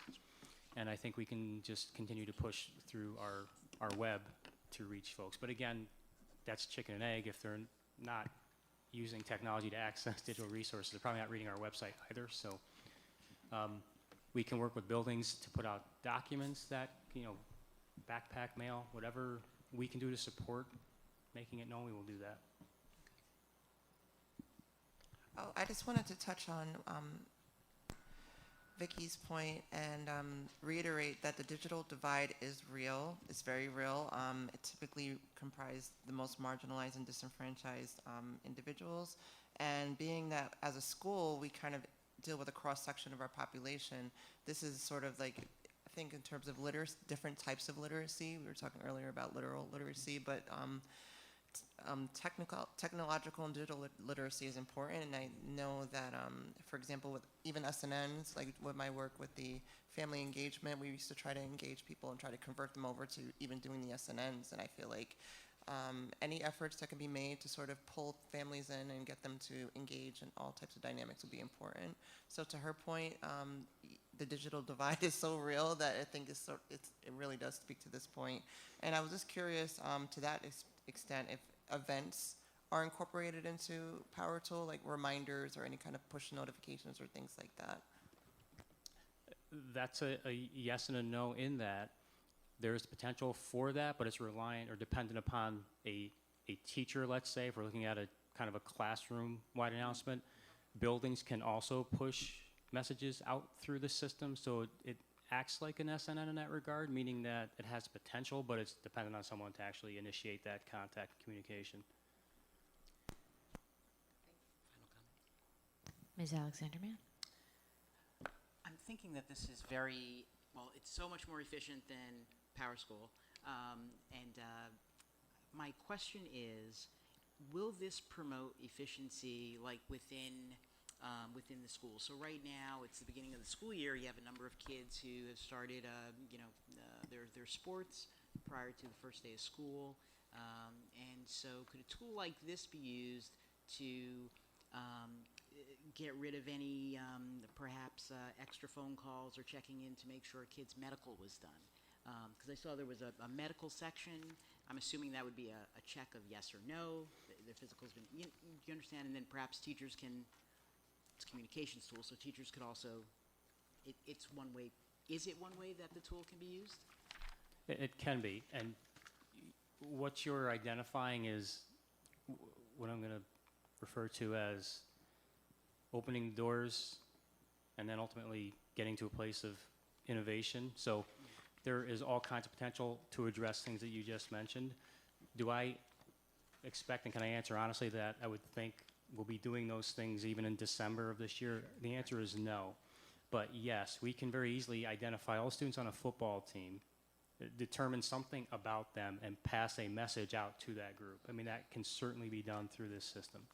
And other efficiencies, things like when students register, and Delaware is going to get a new student tomorrow. As soon as that student's registered, an email gets kicked off to whomever we identify should get that, so that the teacher, the office, all know that student A is going to be there tomorrow morning.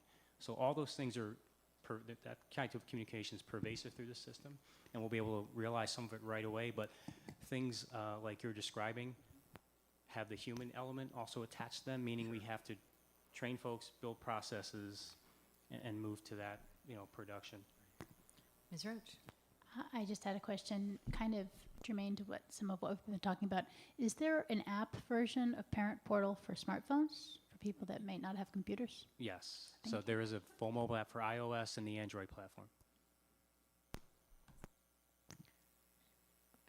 Jen, Ms. Lang? Translation. Are there languages associated or some kind of tool where there's a abbreviated version or a help? So Translate. that is the most widely requested feature enhancement. So School Tool, the parent company's Mindex, School Tool is now adopted by more than 300 districts in the state, meaning more than half of them. So it's an extremely popular product, but the one feature that is not integrated, and honestly, Jen, we looked at 5 systems. We brought 5 in for review. We looked at more than that, but not one of them had built-in translation. I'm not sure if it's the nature of dynamic relationships within, because these are database systems, so they're transferring information back and forth constantly. I don't know if it's the challenge of dynamically translating so many transactions that cause it to be such a heavy lift, but we couldn't find any one of the vendors who was able to meet that need. So the answer is no, and when that will become something built in, I couldn't tell you. I know it's on Mindex's horizon, but they've delivered no timeline. Board colleagues, can we let Mr. Baker be done? Are we done? Thank you, Mr. Baker. We look forward to this living up to its potential over the As do next I, couple of yes. years, and we look forward to the initial implementation. Thank you very, Thank very you. much. So, sorry. Ladies and gentlemen of the board, tonight we still have on the agenda board committee reports and other business items, and I am going to suggest, unless somebody has some burning need to commit to an other business item or a board committee report, that we don't do that tonight, since we will see each other again in 2 weeks from tonight, and that we could, Ms. Lang does have one other business item that is worthy of another minute at the board meeting. This is so important that it's actually worth saying. Sorry. I just wanted to say that our amendment to the legislation last year, which changed our elections to May, was signed and chaptered this week by the governor. So we are finished there. So thank you, everyone. We can now run our own elections without the Board of Elections running part of it. So we should be good to go. Thank you, Ms. Lang and Mrs. Adler, not present, for all of your hard work on that effort. It is a wonderful thing that we are now aligned with all of the other school districts in the state of New York, and that has many, many foundational changes to the way this school district operate that will have good impacts over the years to come. So, on that note, thank you, Jen. May I have a motion to adjourn? Dr. Chator, seconded by Ms. Alexander Mann. All in favor? That is unanimous.